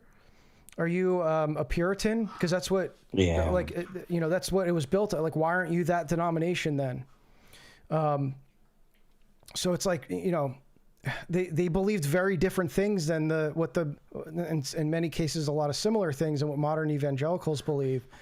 And like even Lutherans, like this is what did it for me, was seeing how all of this stuff kind of was transmitted again, inadvertently through Lutheranism because of what he did. And this is another thing, another great point that Deacon Seraphim made in the interview, in the video he did with Pajot today, that he said that, I just drew a blank on what I was even referring to. Something like that they, oh man, what was I might have lost that thought. You on the tangent of Lutheranism, going through Lutheranism. Yes, thank you. Yeah. How like essentially what justified all this was because like he is getting back to how Luther rejected the Dionysian corpus. And so like basically what you can say about what Luther did was he gutted the mysticism, like the mystical theology out of Christianity.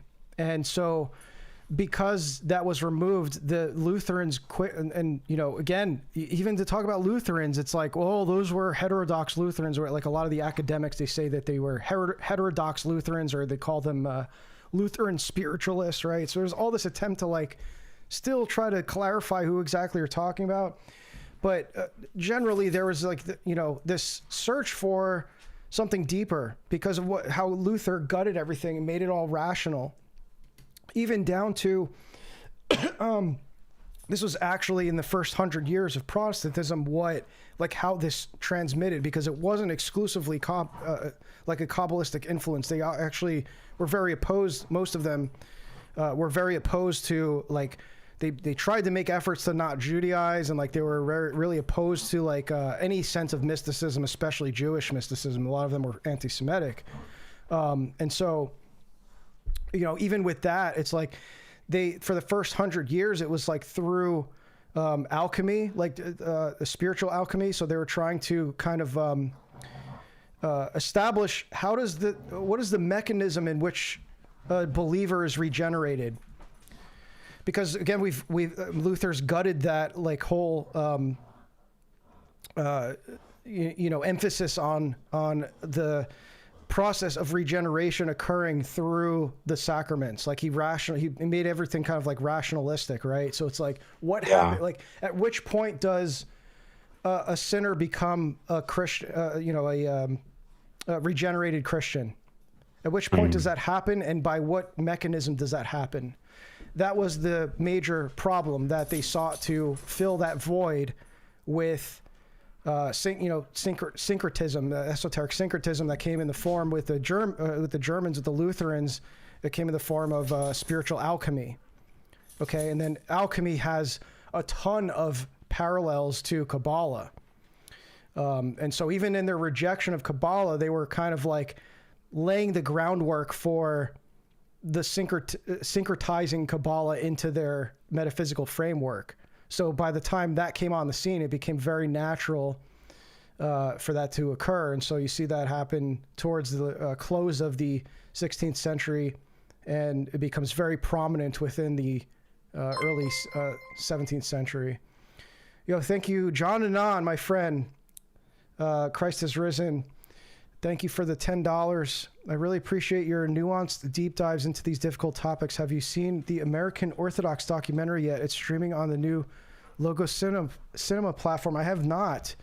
I didn't get a chance to see it when I was at the Fort Ross pilgrimage, unfortunately, and I wanted to. So I would be interested to check it out. Logo Cinema is pushing some really good stuff. I'm seeing. I heard. I'm following them. Yeah, thank you for the reminder on that. I'll definitely check that one out. Logo Cinema. Yeah, let me know where. If you can send me a link just so I don't forget. They have an Instagram page by the name Logo Cinema. Oh, cool. Yeah, I don't really go on there anymore, but it's too much. It's honestly just too much slop to find anything. It's just like Instagram is the hotbed of like brain rot. It's probably TikTok, but I don't even touch TikTok. But there's so much like it's just like instant slop. Like I went on there.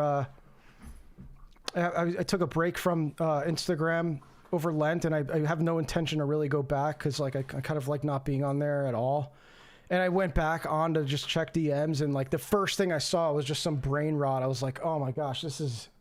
Apparently, there is a way to go into your settings to remove the option to access the Rails on the homepage, where it's literally just the search option and then your DMs. Oh, okay. Yeah. Yeah. Yeah, I really just use it for DMs, but it's like too much crap that you have to deal with. But I had to get rid of it. To go a little bit back into what you were saying about Protestantism, I wanted to hear what you think about the Protestant apologetic. That gentleman with the beard, he was who you showed having a debate with Anglican priest. Yeah, Joe Webbin. Yeah, guy, so I've seen others go along this line where they talk about there was a point where Father Stephen DeYoung tried to steelman their position when he was talking about a lot of the Roman Catholic forgeries that were going around at the time. And so one of the reasons why they went sola scriptura is because you had a lot of this weird mysticism and superstitionism that was flowing around, and a lot of it is because of some of the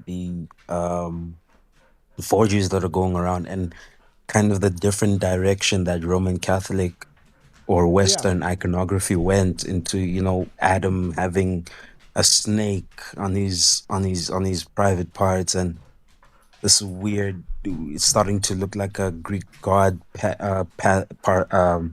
Sorry, I'm getting really tired. Pantheon, and all of these Roman Catholic excesses, this kind of historical justification, like the dude said with the Anglican priest, that Protestantism is the natural reaction of Roman Catholic excesses. Because I don't know. My understanding is that there was communication with the East. Of course, the technology was limited. They had to wait a lot of time with the back and forth of written letters.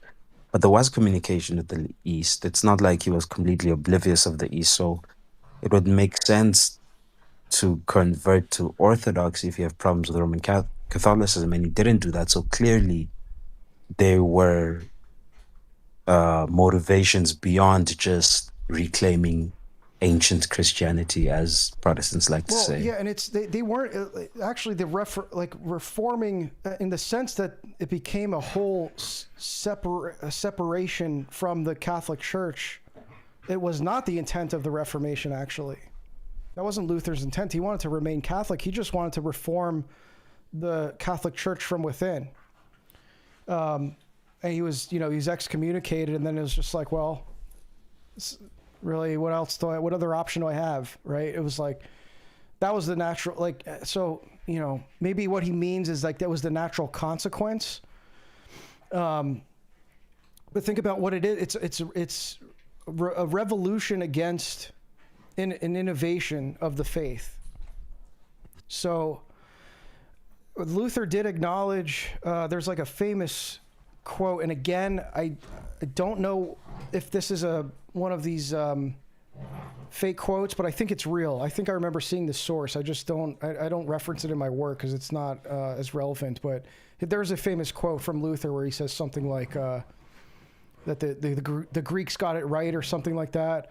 I remember the quote. He said he knows no better Christians than the Greeks. Yeah. I just don't think it was like in their scope of even considering, because it's kind of like what Joel Webbin and a lot of these other Protestants that are critical of Orthodoxy, like aside from the theological aspects, you hear them all the time say stuff like it's like a foreign religion, it's like those are the people of the East, we're in the West, like it's like kind of this like Western supremacy type thing. So it's like not even a consideration. I don't know if that's what the Germans at the time were dealing with, but I mean, they had, again, this is why I mentioned like how important it is to understand the cultural context, the intellectual history, the fact that Germany in particular at that time was like a hub of all this esoteric syncretism. Like alchemy, for example, like entered Europe primarily not just through one place, but like primarily through Germany. So like there was already for 100 years, like a whole century prior to the Reformation, there was like a well-established esoteric tradition of spiritual alchemy. So that's why you can see in Luther's writings, he's using these alchemical allegories to describe exactly what I was just saying earlier about, first of all, there's an eschatological aspect to it, where he's saying like, nothing, actually, let me pull up the quote because I have it on my, unless I closed it. But he's referencing the alchemical transmutation of the soul and its purification on the day of judgment or something. So like it's like, where did he get that idea from? He wasn't an alchemist. He wasn't like practicing laboratory alchemy. It was there in German intellectual circles for 100 years prior. So like you have to understand that this stuff impacted the Reformation and Protestantism because it emerged from that cultural milieu. So even with the printing, like we even mentioned the printing press, but that too played a huge role. It wouldn't have been possible without literally a machine, a technology made the whole thing possible, made that whole revolution possible. It would not have gotten anywhere past Germany if Luther wasn't able to leverage the printing press. I mean, Luther himself, again, there's an inseparable eschatological element where Luther's talking about the printing press, the invention of the printing press as an instrument of divine providence, right? So, and then you look at what happened, like, so part of the consequence of the gutting the churches, quite literally, of any kind of like Christian imagery through all these iconoclastic revolts. What did they do in place of the images? They replaced it with text. So they started to adorn this is the early Protestant, and this is multiple sects. This isn't just the Lutherans. This was the Calvinists were doing this. The Zwinglians, right? They were all doing the same thing, where they were replacing the Christian images that were on the walls, on the altars, everywhere. They replaced it with literally with words, with text. So it's like quite literally like a textual religion. And there's even some scholars that refer to it that way. They call it the word religion. Even in the sense that like, I've recently kind of become fascinated with this notion that like the ascribing the word of God has been primarily applied before the Reformation to Christ. The Logos is the word of God, right? With the Reformation, because of all the emphasis on like text, on like the word being the textual message, like in literally in print, right? In printed form, it almost like transformed that emphasis of the word to the text of the Bible, right? The written, like printed word. And so you see even that conceptualization start to become transformed. like how the average Protestants now, when they talk about the Word of God, they're 9 out of 10 times are talking, probably even 19 out of 20 times are talking about the Bible. Maybe even like, I couldn't put a number to it, but like, let's say even 99% of the time, it's like, it's just like, it's not that they don't believe that Christ is also the Word, the Logos, but it's the emphasis has shifted, right, since the Reformation. So, you see a lot of interesting stuff with that, how it quite literally manifested in the form of replacing the divine images with text. There's an author, a scholar, who wrote on this. I'm trying to remember the name of the book. It's I reference it pretty heavily in my chapter on this.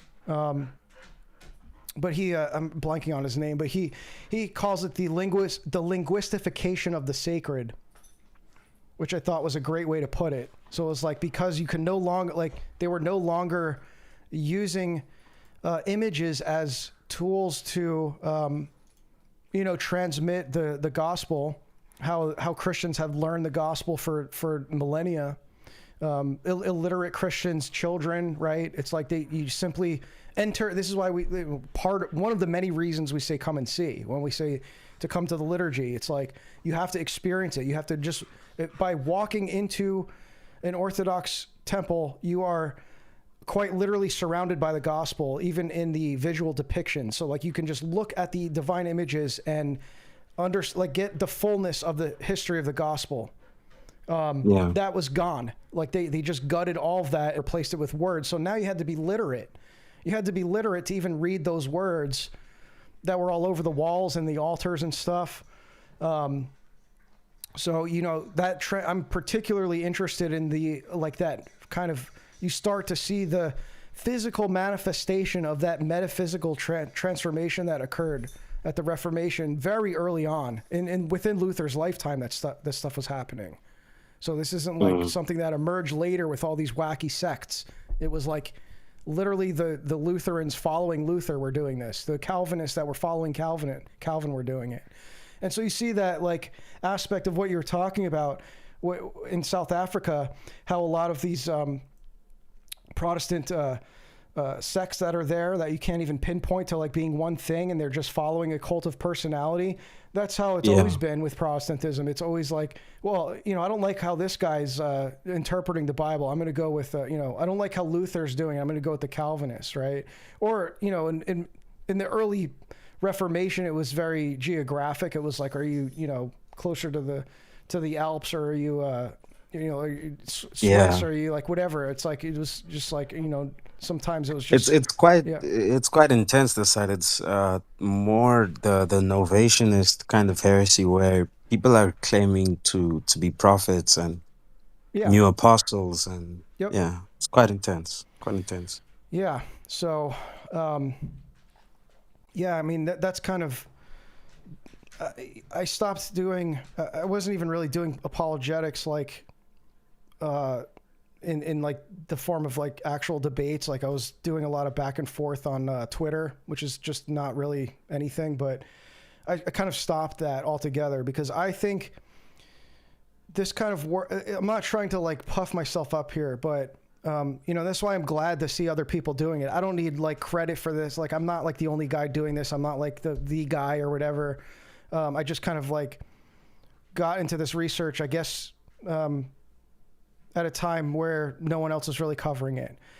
But it doesn't matter to me. I do think the work you're doing is important, man. I think this is, I've never come across anything like this. I mean, Dr. DPH, of course, when he streamed, a lot of it was on your writing, but that was kind of the tip of the iceberg. So yeah, surely you're not puffing up your chest, but I mean, it shouldn't be understated. I think this to me, as far as I can see, is a lot more effective in a different way, definitely in a distinct way, but a lot more effective than exactly your normal apologetics. Yeah, that's exactly what I was trying to say, is that it's I think, I wouldn't even comment on if it's more effective or not than just like traditional, argumentation, like, arguing doctrines and biblical interpretations.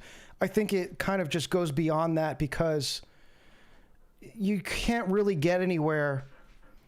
Like debates are for the people that are observing the debates. It's like for the outside parties who are like open-minded enough that they're actually entering a debate not to confirm their position, but to be convinced, like genuinely be convinced one way or another. That's where debate is effective. But arguing over biblical interpretation, to me, is like, that's just what Protestants do. Why are we entering that discourse with them? Because that, like, where has that gotten? They're convinced, every Protestant is convinced of their, at least with the stuff that we're coming into it with, they're largely convinced of their position and that their interpretation is right. That's why they belong to the sect or whatever that they belong to, and they have that interpretation. It becomes very difficult to convince a Protestant that the way that they're interpreting the Bible is actually wrong, and what is right is what they thought was like what they perceive to be Catholic, right? It's very difficult because like a lot of the stuff that they perceive as like wrong about how we interpret the Bible is like they think of it as like, oh, it's just like Catholic or whatever, right? So anyway, my point is that this goes beyond, and it says like, well, you have to look at the history and see what happened at the onset of this movement, right? And confront that reality. And it's like, sure, you can come up with copes and rationality to say, I've seen this. I've seen like traditional Lutherans say, well, I don't care what the Puritans did. I don't care that they were like these, extreme Judaizers who were, who readmitted the Jews back into England after a 400-year expulsion and kind of like caused the whole this whole collapse of the West or whatever you want to say, right? Or I don't care if, it doesn't matter. That's not my sect of, they weren't Lutheran, so that has nothing to do with me, right? I've seen that. But it's like, you can look at almost anyone, like they all emerged from a person. All these isms, like all the Calvinism, Lutheranism, Wesleyanism, like they were all people. They were all just guys. And like, these are the people telling us like, oh, I don't follow the traditions of men like you guys do. You guys follow all these man-made traditions. Well, what denomination do you belong to again? I mean, unless you're non-denominational, which is just a joke, because that's just like, who knows what that even is? It's like there could be two non-denominational churches across the street from each other, and they have like completely contradictory beliefs on the core tenets of Christianity. So, but all the major denominations were derived from a person, from like some guy in some certain period, right? So like, I think that when you look at like those figures and you can say, and you can like demonstrate to them how, this is where these ideas came from. It's very effective. It's like, oh wow, okay, well that comes from, okay, well this whole notion of, for example, one thing that was really shocking to me was finding out how this notion of being born again, and I've done a whole stream clarifying this position. Okay, it's not to say that like the concept of being born again is like strictly evangelical. Obviously it's from scripture. Christ said that, right? He said like, this is how you are born again, right? It's like, okay. But I'm talking about the modern evangelical interpretation of how that process of like what we were talking about of rebirth occurs, right? How it's like these words that you say these words, and there's like this magical transformation that happens within, like this inner, like kind of invisible thing that occurs, like after you, whatever the words you say, like I accept Jesus into my heart as my Lord and Savior, whatever the sinner's prayer. Yeah. You say the sinner's prayer, whatever it is. And at that moment you're transformed. And so the baptism part is just like all outward. It's just like, symbolic or whatever. But the real transformation happens when you do the altar call or whatever it is, that you have that moment where your heart changes and is transformed and you're now a Christian, right? That whole notion is like, you can find that in the 16th century with spiritual alchemy. That's how that was defined. That's how that came into being. And so that's why it's difficult to communicate this stuff, because it's like, well, what are you saying? That evangelicals are alchemists? No. Or, like, what? It's just tracing these ideas back to where they originated and saying, like, this is where this concept transformed.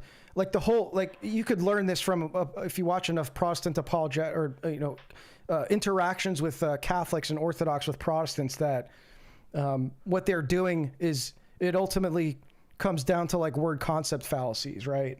Like they use the same language and the same words that we use, but they have totally different concepts behind them, totally different understandings. Yeah. So that's what I'm talking about. Like this, when they talk about born again, right? It's like they have a whole different metaphysics of what, like how that process occurs, right? And so that's what's being traced back to spiritual alchemy. So it's not saying all these people are occultists and alchemists and stuff. No, they have no clue that that's where it's from. They have no clue.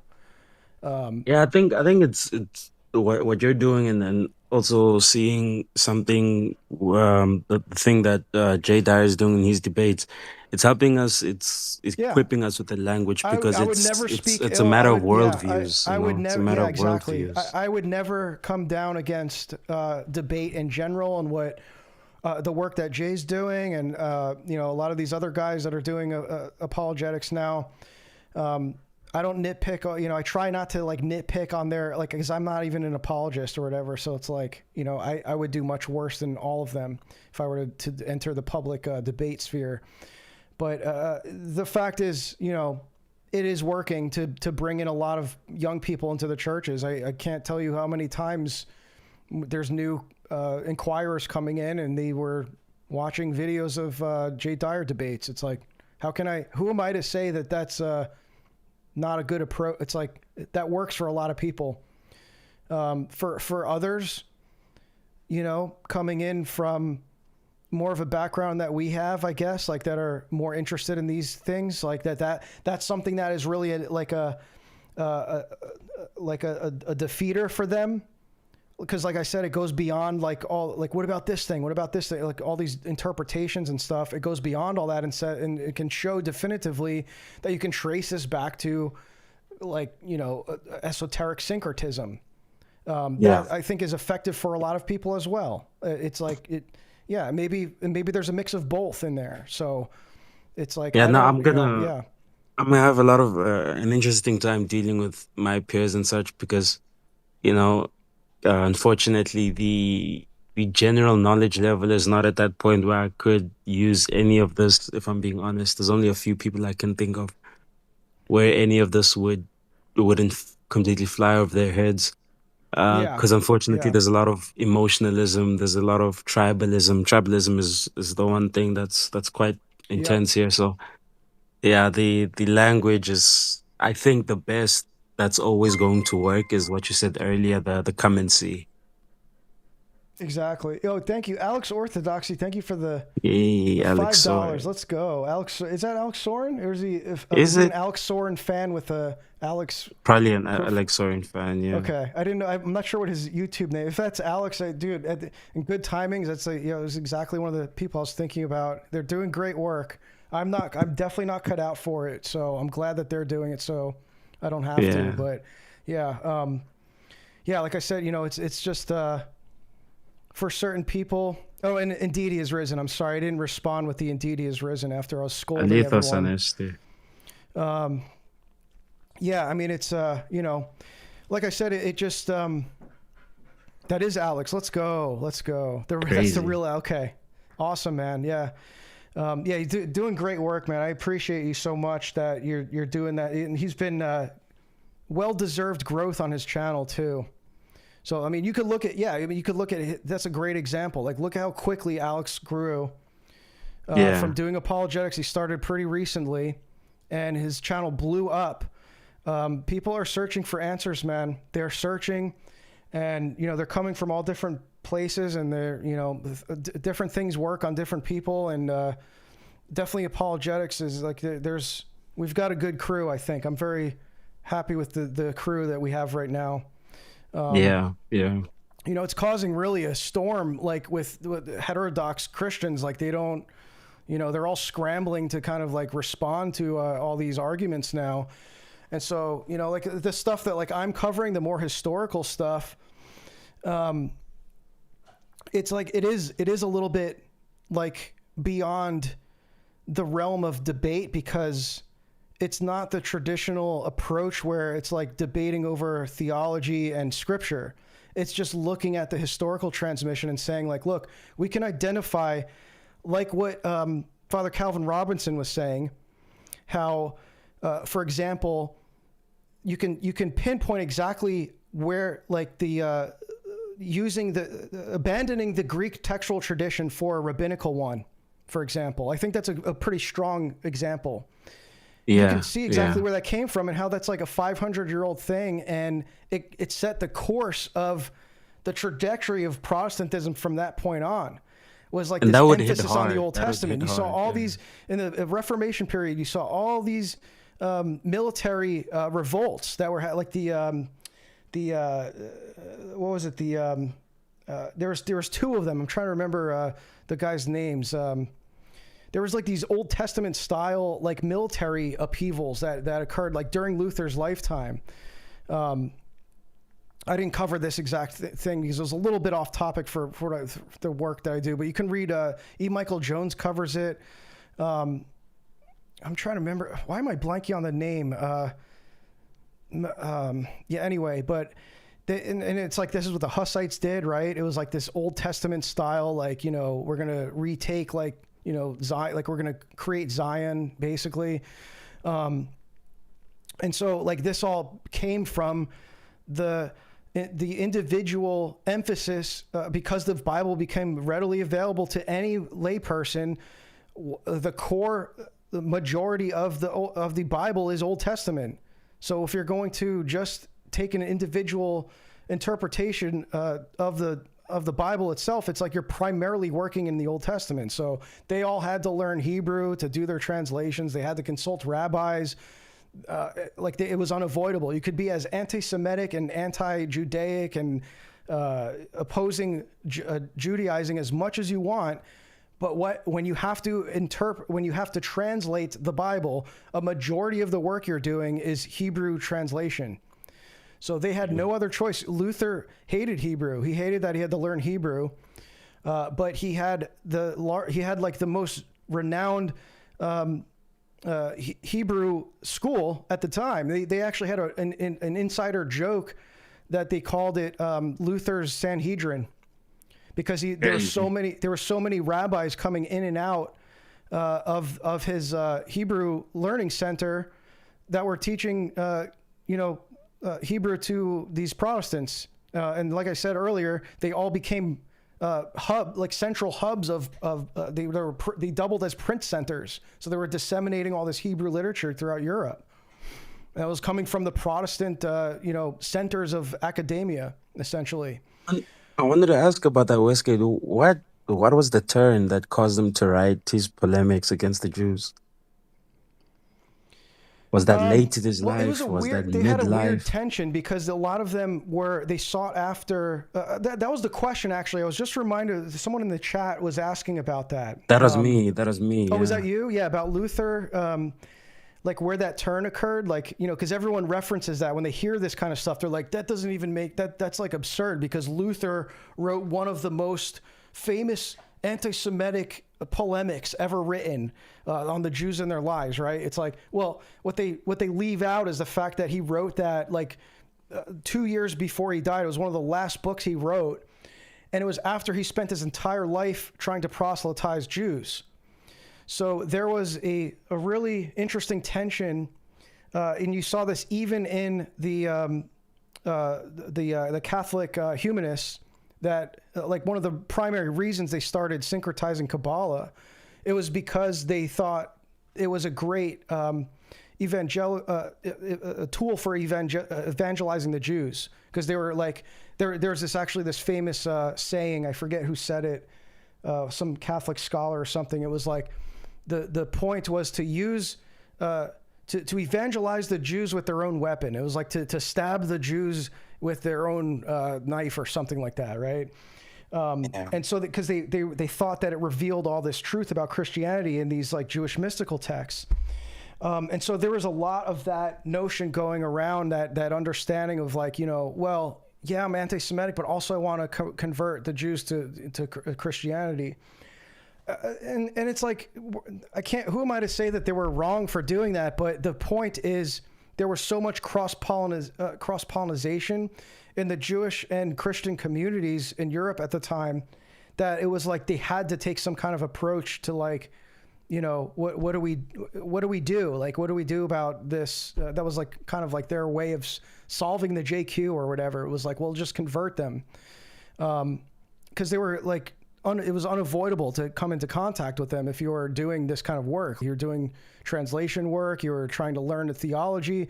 You had, of course, this underlying principle of Prisca Theologia, of return ad fontes. So it was like return to the primary sources. Well, who had access to the primary sources of the Hebrew Bible? It was the rabbis. It was all rabbinical traditions. So they kind of like shot themselves in the foot in a sense, because they needed to learn Hebrew. And so they needed to consult rabbis to do that learning. And a lot of them, not all of them, but a lot of them were Kabbalistic rabbis. And so some of those ideas inadvertently transmitted through their translation work, through their theology, in ways, again, that it's difficult to really definitively pinpoint, right? So that's why it is kind of left to like, you have to do this pretty deep research and like reading about all these influences and stuff, and yeah, it goes deep, man. It's really a lot, and like I said, it's been taking me. You would think that something like this, it's so niche that it would be pretty easy to like write about if you just found the sources. But my problem is that I'm finding so much research on this. I'm finding so much academic resources, not off the wall conspiracy stuff, like actual academic resources on this stuff, that it's taking me so long, as I'm like neck deep in primary sources on it. So I'm excited for it, but I do hope that you take your time with it, man. Let the baby stay in the oven a bit, Yeah, and I decided a lot of people, they would just wanted me to publish the articles, and I'm really glad that I didn't, because that was the beginning of the research. Like, that's a really bird's eye view of everything that's like very simplified. And I use kind of some hyperbolic language, which you kind of have to do when you're writing online articles, like to get people's attention. Yeah. I'm not taking that approach with the book. Like I'm very aware that there's nothing like that out there, which is why people keep coming to me. They're like, just point me in the direction of a book that explains all this. And I'm like, there is none. You have to read, 20 different books. And so I'm aware of that. And that's why I'm more, my effort is more on anticipating that, at least for the time being, this may come to be like the definitive source of this. And so I have taken a more academic approach, because there's academic reference material for it. You don't have to, it's not in the realm of conspiracy. It's very well documented, all this stuff. But it's also very difficult to thread everything together.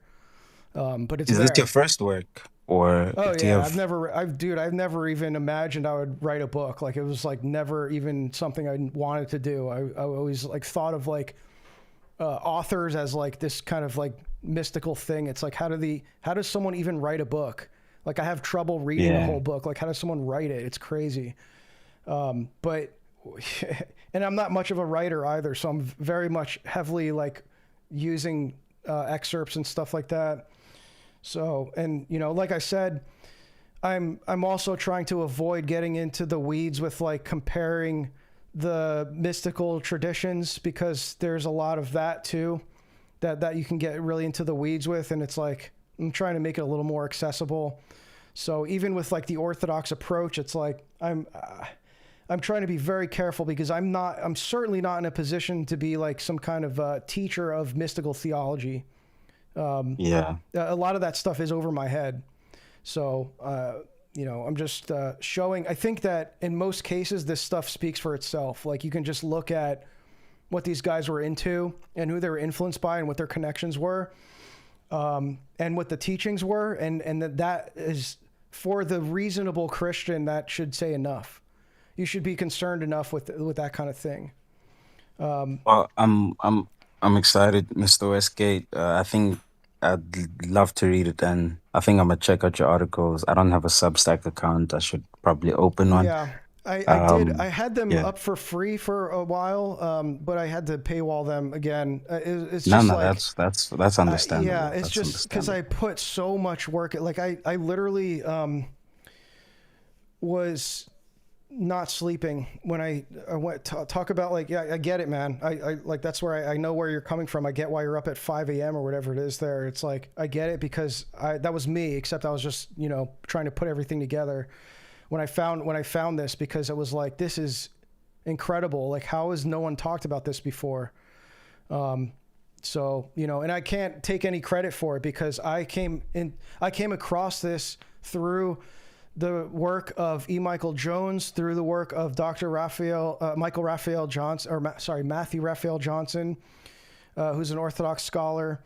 That's where I first came into contact with this transmission. I remember being so excited. I emailed Dr. Matthew Raphael Johnson, and I was like, I need sources on this, like, immediately. Like, where did you get this stuff? Like, please send me a list of books I can read. He never responded. And so I was always on the hunt for resources, and now I have the opposite problem. I kind of wish there wasn't as many. Because I remember in that podcast that I'm talking about, where he started talking about this stuff, it's called something like Kabbalah and Protestant. I forget, look up the words Protestant and Kabbalah, but he's like took off these, I think he's archived all these podcasts, so they're hard to find now. But the particular one I'm talking about, I remember him saying specifically, he's like, this is, like, you can spend the rest of your life researching that. And I was like, how is it that you can spend your whole life researching this and no one knows about it? And now I get it. Oh. Now I get it. I get what he means now. Like, I see that there's, like, no end to it. But it's just, like I said, these aren't very sought after books. A lot of them are academic. They're not in print in, like, mass markets. They're not on Amazon. They're very expensive. Most of the resources I'm using, they're like $200 books if you were to try to buy them in print, because they're not in print anymore. Yeah. That's what we're talking about. Silver Ogre. That's what we're talking about. That's kind of what sparked this. I was mentioning earlier how, like, I don't talk about this too much on my own channel, because I've appeared on a lot of other podcasts and stuff talking about it. You can see, I was showing earlier. So yeah, if I go here, if you search Anthony Westgate Kabbalah, you can find me talking about this for hours on other channels. I was on World War Now. I was on Buck Johnson's podcast. I was on DPH did like an entire like 2-hour stream where he just read my articles almost word for word. I did it. I did a little bit of the spiritual alchemy stuff here in this stream. I was on Cleve's stream talking about it, right? So I was like I was a guest on all these different podcasts. There's someone here just covered. So this video here is just someone reading the whole article. So it's like, great. That's great, man. I don't mind that, even though it's paywalled. That's fine. So you can find me talking about this plenty. I just don't, I will probably get more into it when I get closer to publishing the book. But, that was where that's what first led me down this path. Like when I discovered that book, I was like, I need to read that. And then I realized that book that they're talking about in Peugeot's podcast, it's called Kabbalah and the Founding of America. I realized that was kind of like the middle of this transmission. Yeah. I wish it wasn't. I wish that this was only like a 100-year transmission or something, or 200 years even. The fact that it's like you could follow it even to modern day, and how it impacts like like Christian Zionism, the evangelical movement, like different charismatic movements, how it impacts like American religion, right? Like, because this all actually a lot of the really good resources I have on this are about Mormonism. They're tracing the same threads like from the Reformation, and where they end up is with this is how Mormonism came into being. Like this is how Kabbalah ended up in the burned over district in the 19th century, right? It's like this is how that happened. So is your the name of your book still under wraps, or what's the name? I don't know. Yeah, that's I don't even. Tentatively, it's still called Kabbalah and the Protestant Revolution. Subtitle: The Reformation of the New World. But I don't know. That's such a long title. Like I really want to give it something more punchy. It's just like what do you call this? It's like you're covering a. I mean, your book is already academic, so you're. I'm trying to not have it so academic that it's like only academics can read it, because it's like that. I want it to be more accessible. Like I'm using academic sources, but I'm trying to put it in lay people language. That's very difficult, but yeah. So I don't know what it's going to be called, man. I have no clue. Trying to not have it be a really long title. But yeah, I mean, and I've mentioned this before, how DPH covers a pretty similar transmission, and he ends up at like this is what's leading to transhumanism, and that's also equally true. Yeah, I want to get his in that book, direction. Return So to Babylon, I'm glad yeah. DPH wrote that book on like now that ruled out that I don't have to go there now because we already have a work on that, and that's great. So yeah, I'm glad his he did that. Return to Babylon. Yeah, because I would say some point last year, I was really considering going in that direction, because I was like, okay, what are the common themes here? Well, Protestantism is in a very real sense, and I found again I found like academics that have said this something similar. You can look to Elizabeth Einstein's book called The Printing Press and the Printing Press as an Agent of Change. It has a lot of great sentiments in there, but she said something along the lines of Lutheranism was the first religion born out of technology. And it's like, that's so true. Like it's a religion based on like the existence of this technological innovation, the printing press. And so you can look at that and like easily just follow that transmit and go way even before that. I mean, that's why like that's an even harder thing to write about. It's like, where do you even start with that? With technology, you can start back in like you can start with like Enoch, right? Like how the fallen angels taught man the secrets of like technology and weaponry and cosmetics and all this stuff and alchemy, right? Yeah. It's like you can start there, and it's like that now you're covering 2,000 years, but yeah, I mean, if you wanted to, you could take that direction too. It's like how this is all just like man's effort to rebuild Babylon by using technology, by using this esoteric kind of effort to materialize like Gnosticism, essentially, like the Gnosticism in the sense of like the primacy of knowledge,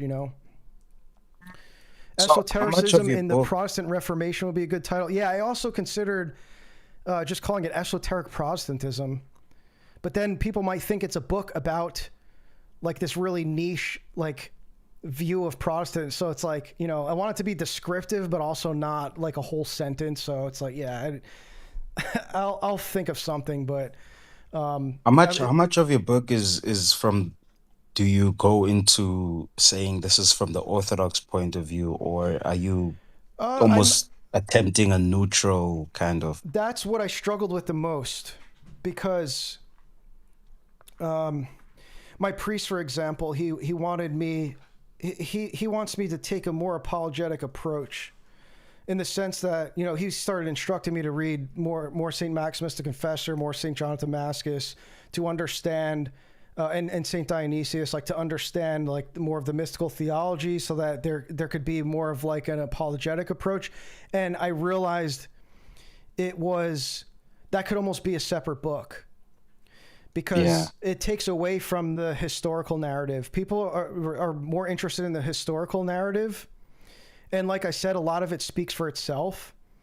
And so the approach I'm taking is I am inserting, on occasion, like where there's something where you can see it clearly diverts, like you can show how, like what the church fathers taught.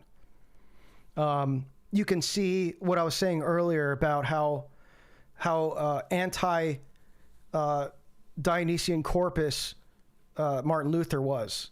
And you can see that, and then see how, like, like I was saying, he was gutting the mystical theology out of Christianity, and they had to replace it with all this stuff, so they filled the void with esoteric syncretism and whatnot.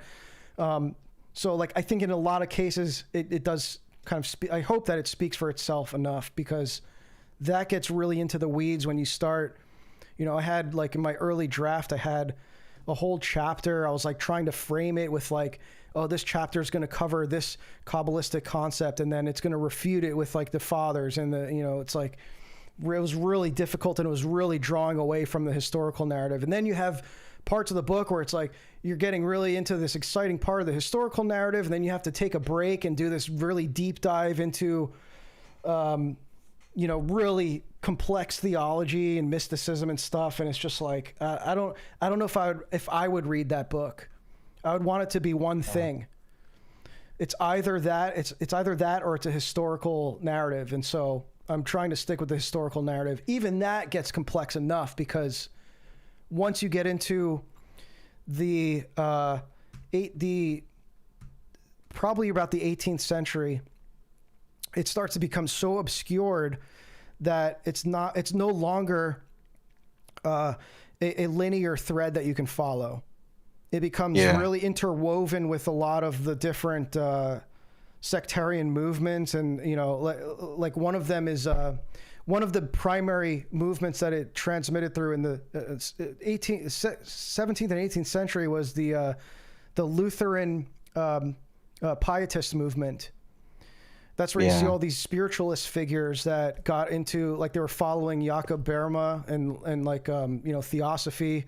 So a lot of it transmitted through that. But again, you wouldn't know that necessarily just by studying like exclusively Lutheran Pietism. Like, you'd have to, again, understand like the deeper origins and some of the figures surrounding that, like Jacob Spener, and like how he was in contact with like how he transmitted some Kabbalistic ideas, and he was in contact with different Kabbalists and stuff. And like, so, different degrees of influence, and sometimes exclusive, sometimes not. So that's where it becomes really cloudy. And it's like, I'm hoping that what I can do is draw that out and make it, without actually stretching anything, to actually show how you can follow the transmission. So it's very difficult. Mr. Westgate, I'm very excited. It is 7. Yes, I've got church at 9, yes, so none of this is worth missing a night of sleep. I promise. It'll no, my night is gone. My night is gone. Yeah, that's true. I'm going to church now. All right. Well, in about 2 hours. Yeah, man. Definitely get to church. So. Yeah, of course. All right, brother. Christ is risen. Thanks for the chat. Yep. Yeah, and if anyone else wants to jump in, it's open panel, but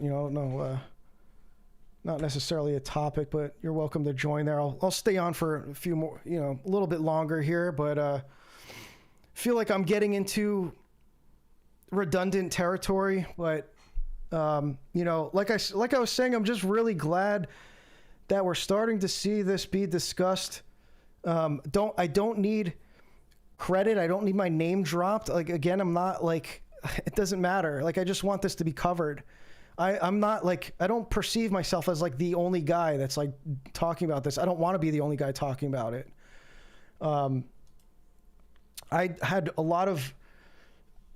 I was not understanding really at first why people were interested in this at all in the first place. So a lot of this, over the 2 years, it was like a lot of wrestling with like, why is this even worthwhile? Is this worth even like dedicating this much time to? And you guys keep convincing me that it is important, so I'll take your word for it. Imitate Rachel Wilson with a clickbait title like the occult roots of it. Yeah, that actually, I don't even think that's clickbait. I mean, that is literally what that is. I mean, I thought of doing that too, just like the occult origins of Protestants, something like that. Like videos that are titled that tend to do pretty good. I mean, look at all my videos, right? How many times do you see the word occult? Occult origins of Mormonism, occult world of Jeffrey Epstein, NASA and the occult, right? Like people, seem to want to know what the occult, what does occult mean? Just hidden, right? It's like 9/11 is an occult ritual. It's like that. Just on its title alone, that seems interesting enough to be like, what is this about? What is this guy talking about here? What the occult influence of what? Like, so yeah, most of my videos are titled that. So it's like a really, seemingly kind of sensational title, I guess, but in a sense it does work, and that kind of is what it is, but it's a good shock word. Yeah, occult. It's like, ooh, Satan worship and stuff. But, that is what it is. It is a cult. I mean, someone should talk to Rachel Wilson about the occult symbolism of Donald Trump. Seems to be her major blind spot. Oh, really? I don't know. I'm planning to hopefully have her on. I didn't ask her yet, but we're going to be reading actually that exact book in the book club soon. So I've tried to go in more this year on, books that people in our circle have written that I can have on to talk about them with. So she's one of them. That book comes up often, actually. Yeah, I don't know what I don't really pay attention to like people's affiliation with Trump. I would say watch this stream. I did a stream here that I hope is pretty eye-opening if you're not already aware of how Messianic Jews perceive Donald Trump to be the reincarnation of King Cyrus the Great, who's going to pave the way for the rebuilding of the Third Temple. Like, why are they giving him, why is there this coin of Trump and King Cyrus the Great, this gold coin that they gifted him with, that they actually minted? Why are they gifting him with a gold replica of the Ark of the Covenant? Right? Why are they talking about him as fulfilling all these Jewish prophecies? So like that kind of stuff. And he's just such a sucker that he's playing right into. He's like, oh, he's just appeasing them, right? I mean, his transhumanism too, like transhumanism in the sense that he's helping accelerate the transhumanist agenda, is even more concerning, I think. Because all this stuff we're talking about with the fulfillment of prophecy, it's like that's all just, that's them trying to impose reality. That's them trying to hasten the eschaton. They can't actually do that. More on Julian the Apostate. Yeah, where did I cover that one? I think in this stream, actually, towards the end, I covered Julian the Apostate. That's really interesting. That does actually tie into Orthodox hagiography. That was another one that I learned about through E. Michael Jones. I had no idea about that. There was E. Michael Jones wrote a whole chapter on that in the Jewish Revolutionary Spirit on Julian the Apostate. And I was like beside myself reading that. I was like, how is this not something I learned about? That a pagan, all these neo-pagans, they try to act like, they're so based, and they always had this hardline anti-Judaic stance. Well, it wasn't a Christian king or monarch that tried to ever rebuild the temple in Jerusalem. It was a pagan emperor. It was the closest they ever, like in the history of, like, since the fall of since the destruction of the Second Temple, that was the closest we've ever gotten to rebuilding the Third Temple, was under Julian the Apostate. They were literally about to start the construction, and God stopped it miraculously with fireballs, like the night before the construction. So he really put to test the prophecy of Christ that not one brick would be laid until he returns. Like, he really tried to put that to the test, and God stopped him.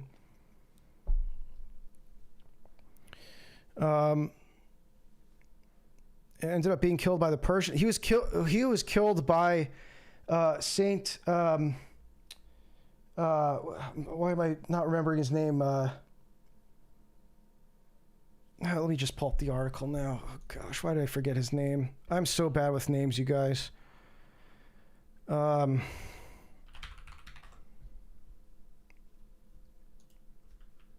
You can see there's icons of this too. Yeah, here, the greatest miracle never told. So this is free on Substack. If you guys want to read about what I'm talking about here, I did an article on this. I've referenced E. Michael Jones about. Yeah, thank you, Fernando. Yeah, St. Mercurius. Yeah, here he is. This is one of the icons I was able to find. So it was actually St. Mercurius, who reposed like centuries before this even happened, who. And that's St. Basil the Great in the background. So he came to St. Basil the Great, and I told him he was, I think I forget if he communicated it to St. Basil the Great, but there was knowledge that he was going to come and put a stop to end Julian the Apostate's life. So he, the story is that he drove a spear through Julian the Apostate. Really interesting story. Again, it's just like, that's why I called it the greatest story never told. I was like, how is this not, like, how did we not know about this? It's crazy. It's like literally part of Orthodox history. One of our saints, multiple saints, actually St. John Chrysostom wrote about this. Here I'm quoting St. John Chrysostom, St. Basil.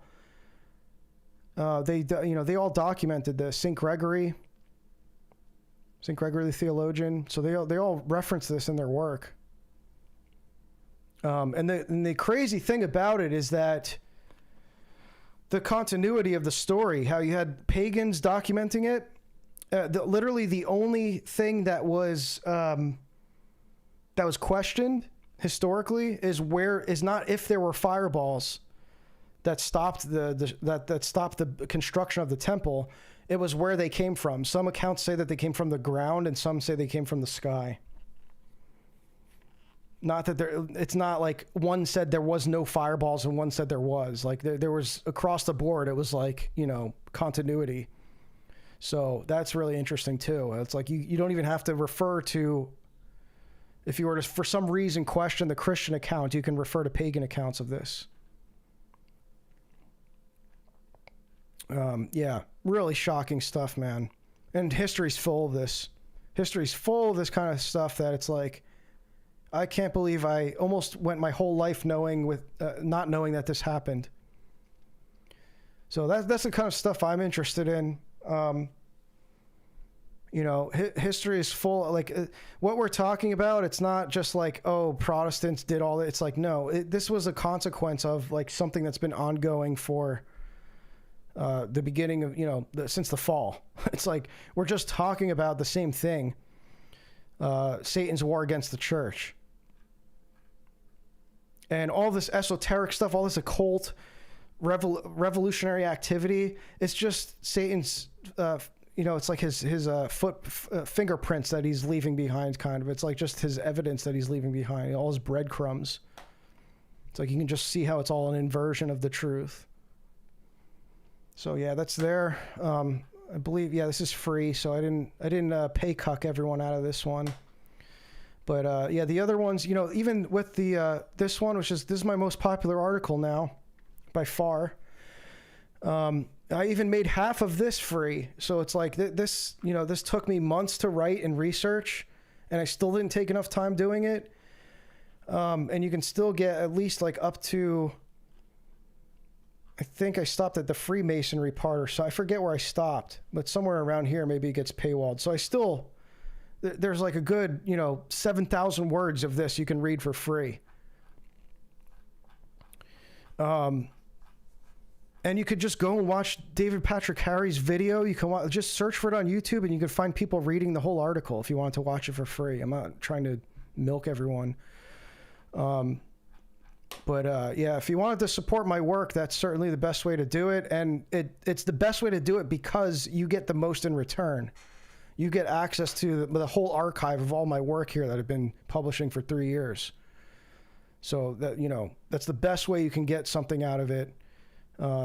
I haven't been posting as actively on Substack, but I plan to get back to it. I've dabbled with the idea of publishing some sections or even entire chapters of the book as I write them, as individual Substack articles that would be paywalled.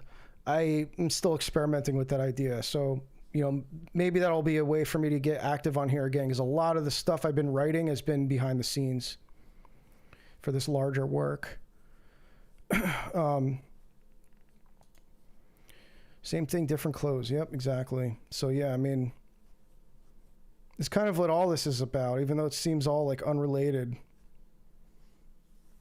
But yeah, I had to take a break from all this. That's why I haven't been streaming. I had to take a break from this stuff, man. I don't like to get too focused on all this crazy dark stuff, especially during Lent, during Holy Week. It's like our minds should not be on this kind of thing.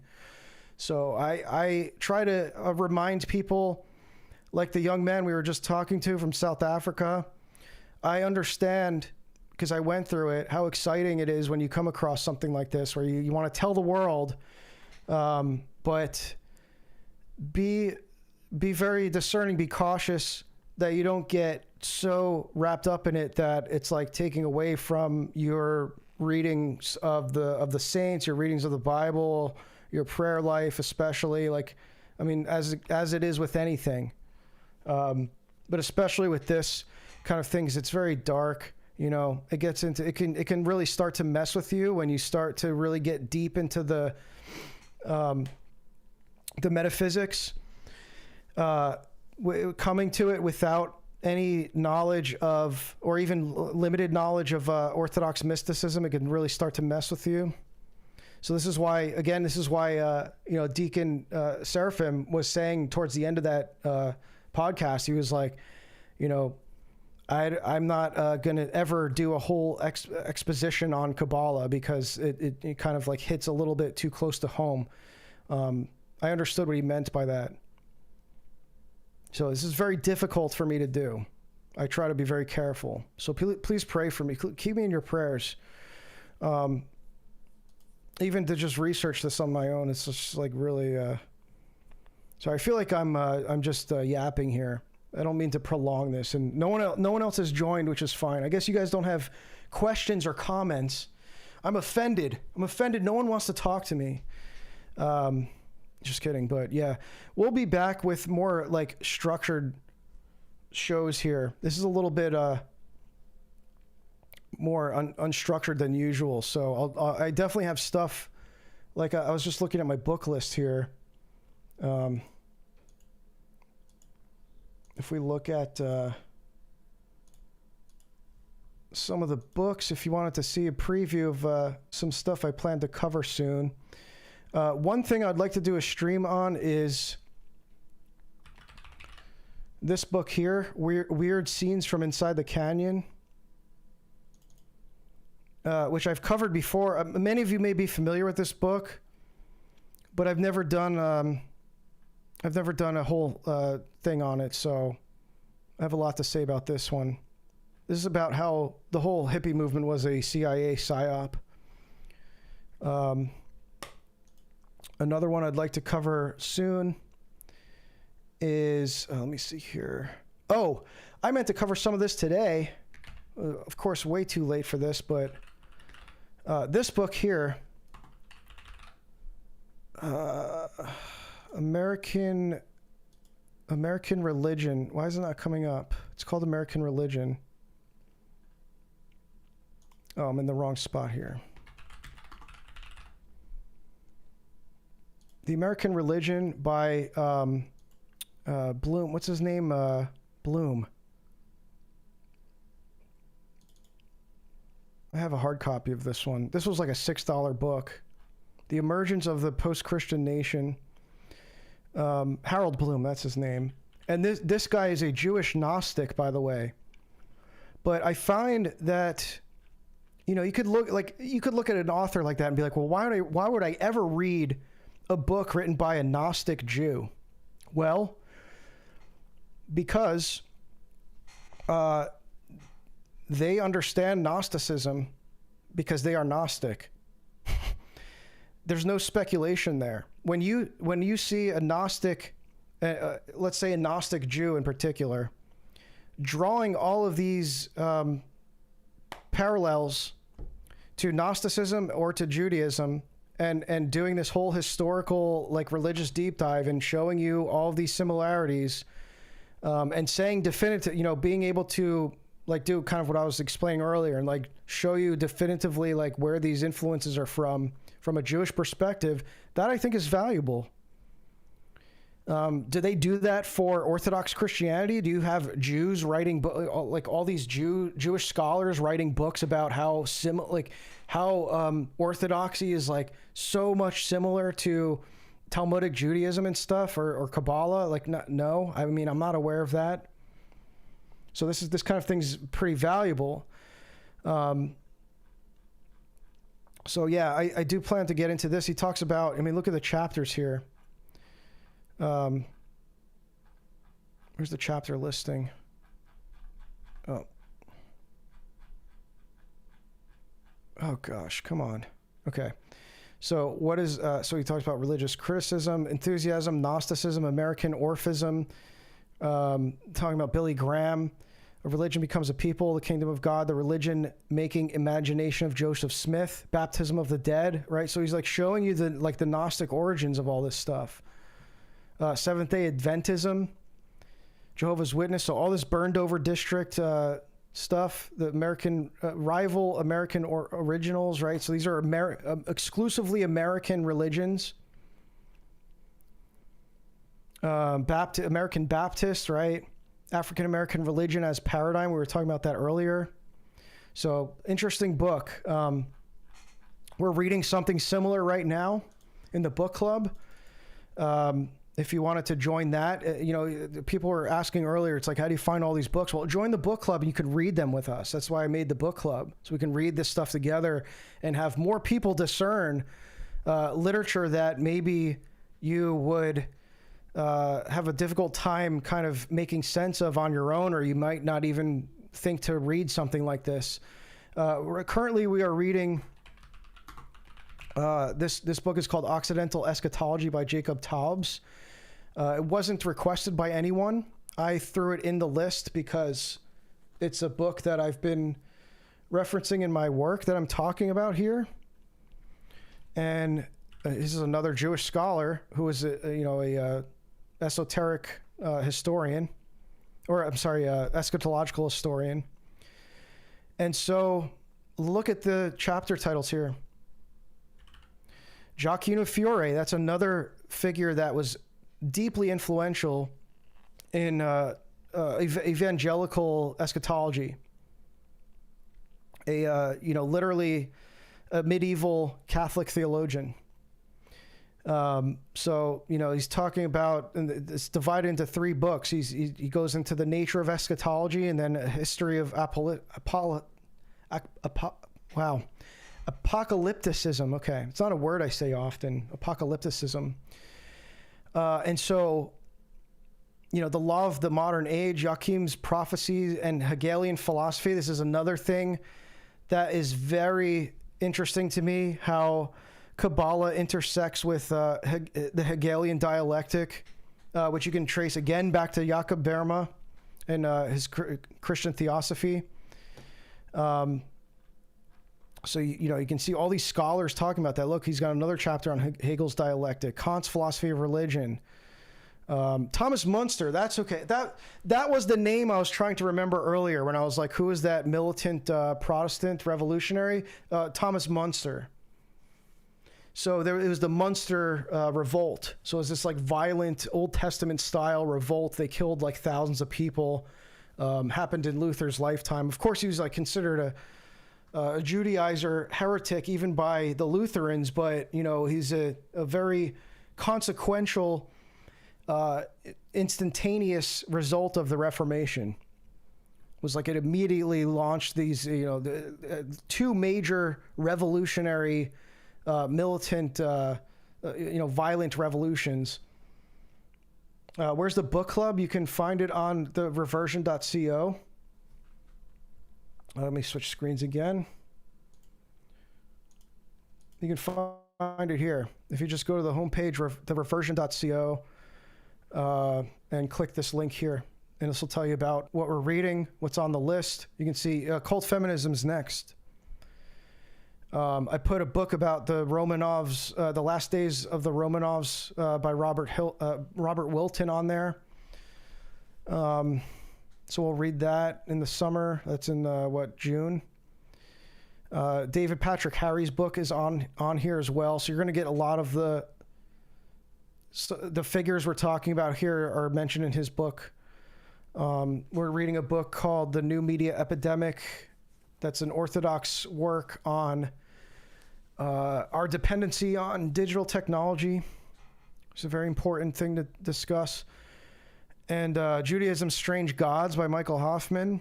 That's going to be a spicy one, very highly requested as well. It's a banned book too. You can't find it on Amazon. And then I tentatively have Eschaton Vigil on here. I don't know. I might replace that. We're going to read Propaganda by Edward Bernays. That's like Conspiracy 101 type stuff. And then this is a book about the Burned Over District, actually. I have this in December. I'm looking forward to this one a lot. Another one that wasn't requested, but I just thought it'd be interesting to put it on there. Crucible of the Millennium. So this one's about the Burned Over District. So yeah, right now, the book we're reading right now is pretty challenging. It's pretty philosophical, but again, a reason to join, because you might have a difficult time reading a book like this on your own. And so even if you don't read these books with us, you get access to the discussions that we have every week, where we're all collaborating to bounce these ideas off each other, to ask each other questions, to get more insights, get more perspectives. It's a very great way to learn, really. It's just a collaborative learning environment where everyone's a teacher. So yeah, explain how it works and everything. Yeah, it's all on Discord. If you're not on the Discord too, by the way, just definitely get on the Discord. Pretty much everything that I ever talk about in all of my streams and all of my work, it's ongoing conversation in the Discord community, to the point where I can't even keep up with it anymore, which is great. So if you want to join a community of like-minded people, we're all in there, at least for now, until all this digital ID stuff is imposed on Discord as well, which is a matter of when, not if.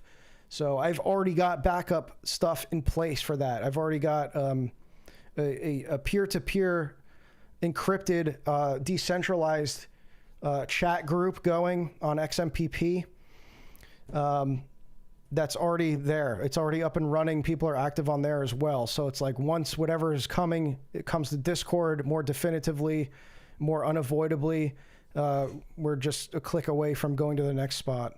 So I'm trying to keep the feds on their toes. I'm trying to stay ahead of the game here. And the same goes with my content. There's going to be a time you won't be able to access this stuff on YouTube anymore. So just know I have everything in place. It's all archived. I have it. I have backup plans for all this stuff. There hopefully won't be a time where you can't access my work. So, and do that. I encourage you all to do that with like more important stuff. Like all these writings from the saints that we have, especially modern saints. Like a lot of Father Seraphim's writings actually are only available in digital form online on websites and stuff right now, which is scary because you're just like trusting that whoever owns that website, that URL and is hosting that content, that it's going to just be there. You don't know who that person is. You don't know what's going to happen to that website. It could go down overnight, and now you don't have access to all those works. They're not all published. Most of his work isn't published. So we need to start actually archiving this stuff, guys. It's very important. I think this is the most important thing I could possibly tell you to do, is to not take your access to the internet right now for granted, because I strongly feel that it's not going to be the case for very long. Download it, print it, put it on offline servers, put it on like if you have permission and if it's like legal to do, like put it on other websites, put it on decentralized platforms, put it, just make it available to people, get it published. That's what Eschaton Vigil has done with his books. He took all the collections of these eschatological writings of these saints and he compiled them into a book that he just published on his own. Do stuff like that. I mean, I know it's not easy to do, but start organizing projects with other people that you can do this with. There's a lot of things that you can do to take action to prepare for whatever it is that's coming. I don't think we know exactly what it is, but I think we all at least know that something's coming where there's going to be a situation where this stuff isn't accessible anymore, whether it's through having to get this quote digital vaccine type thing to access the internet, or if there's like a major outage and it's just all these servers go down. We're like one cyber attack away from this happening, and it could happen at any moment, and it could just be sparked by some AI bot. We have all these like rogue AI bots now that have the capabilities of like actually causing some pretty major damage by targeting these data centers and stuff. So it's like a lot can go wrong. This is a very fragile infrastructure, I think, that we have. It's more fragile than we think.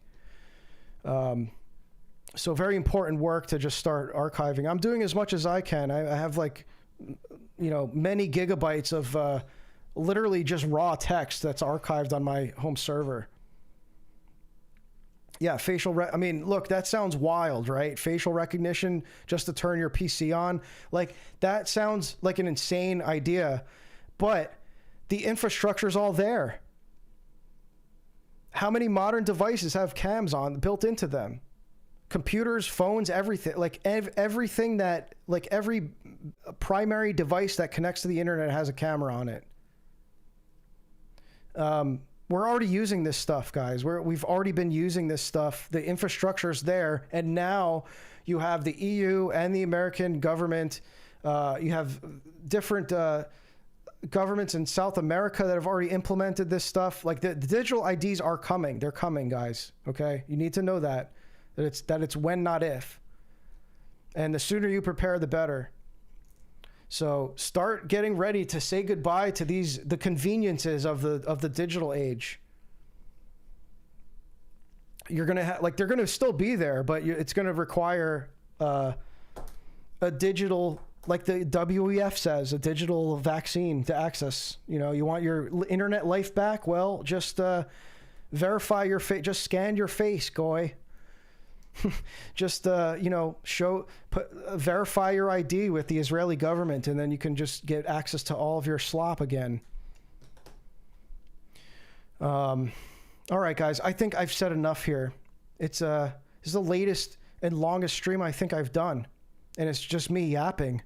So I appreciate you guys that you've been spending your time listening to me yap. I really appreciate it. And I hope that there was some value that you got out of this. Thank you very much for tuning in. God bless you all. And please go to Divine Liturgy tomorrow. And we'll see you for the next one. Actually, if I don't stream early next week, the next one you'll see from me is going to be with Mathieu Pajot. So I'm really looking forward to that one. You're not going to want to miss that. And I'm not just saying that because it's my channel. I've been talking to Mathieu, and I am like listening to him talk. It's like I feel like I'm a listener of my own conversation. So I don't feel that way often with most people I talk to. Very interesting thinker, and you're not going to want to miss it, especially what we're going to be talking about. So keep an eye out for that.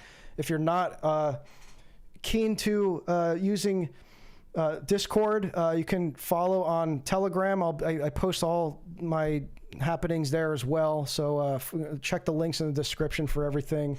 I got a bunch of links. I'm not going to name them all. You can check them out there, or just go to awestgate.xyz for all my links. So thank you again especially to everyone who's donated. I appreciate all of you.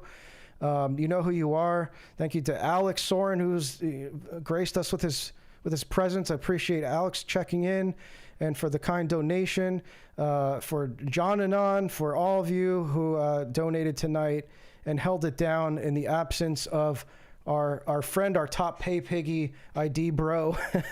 I really appreciate all you guys. So thank you again, and God bless you. I'll see you next time.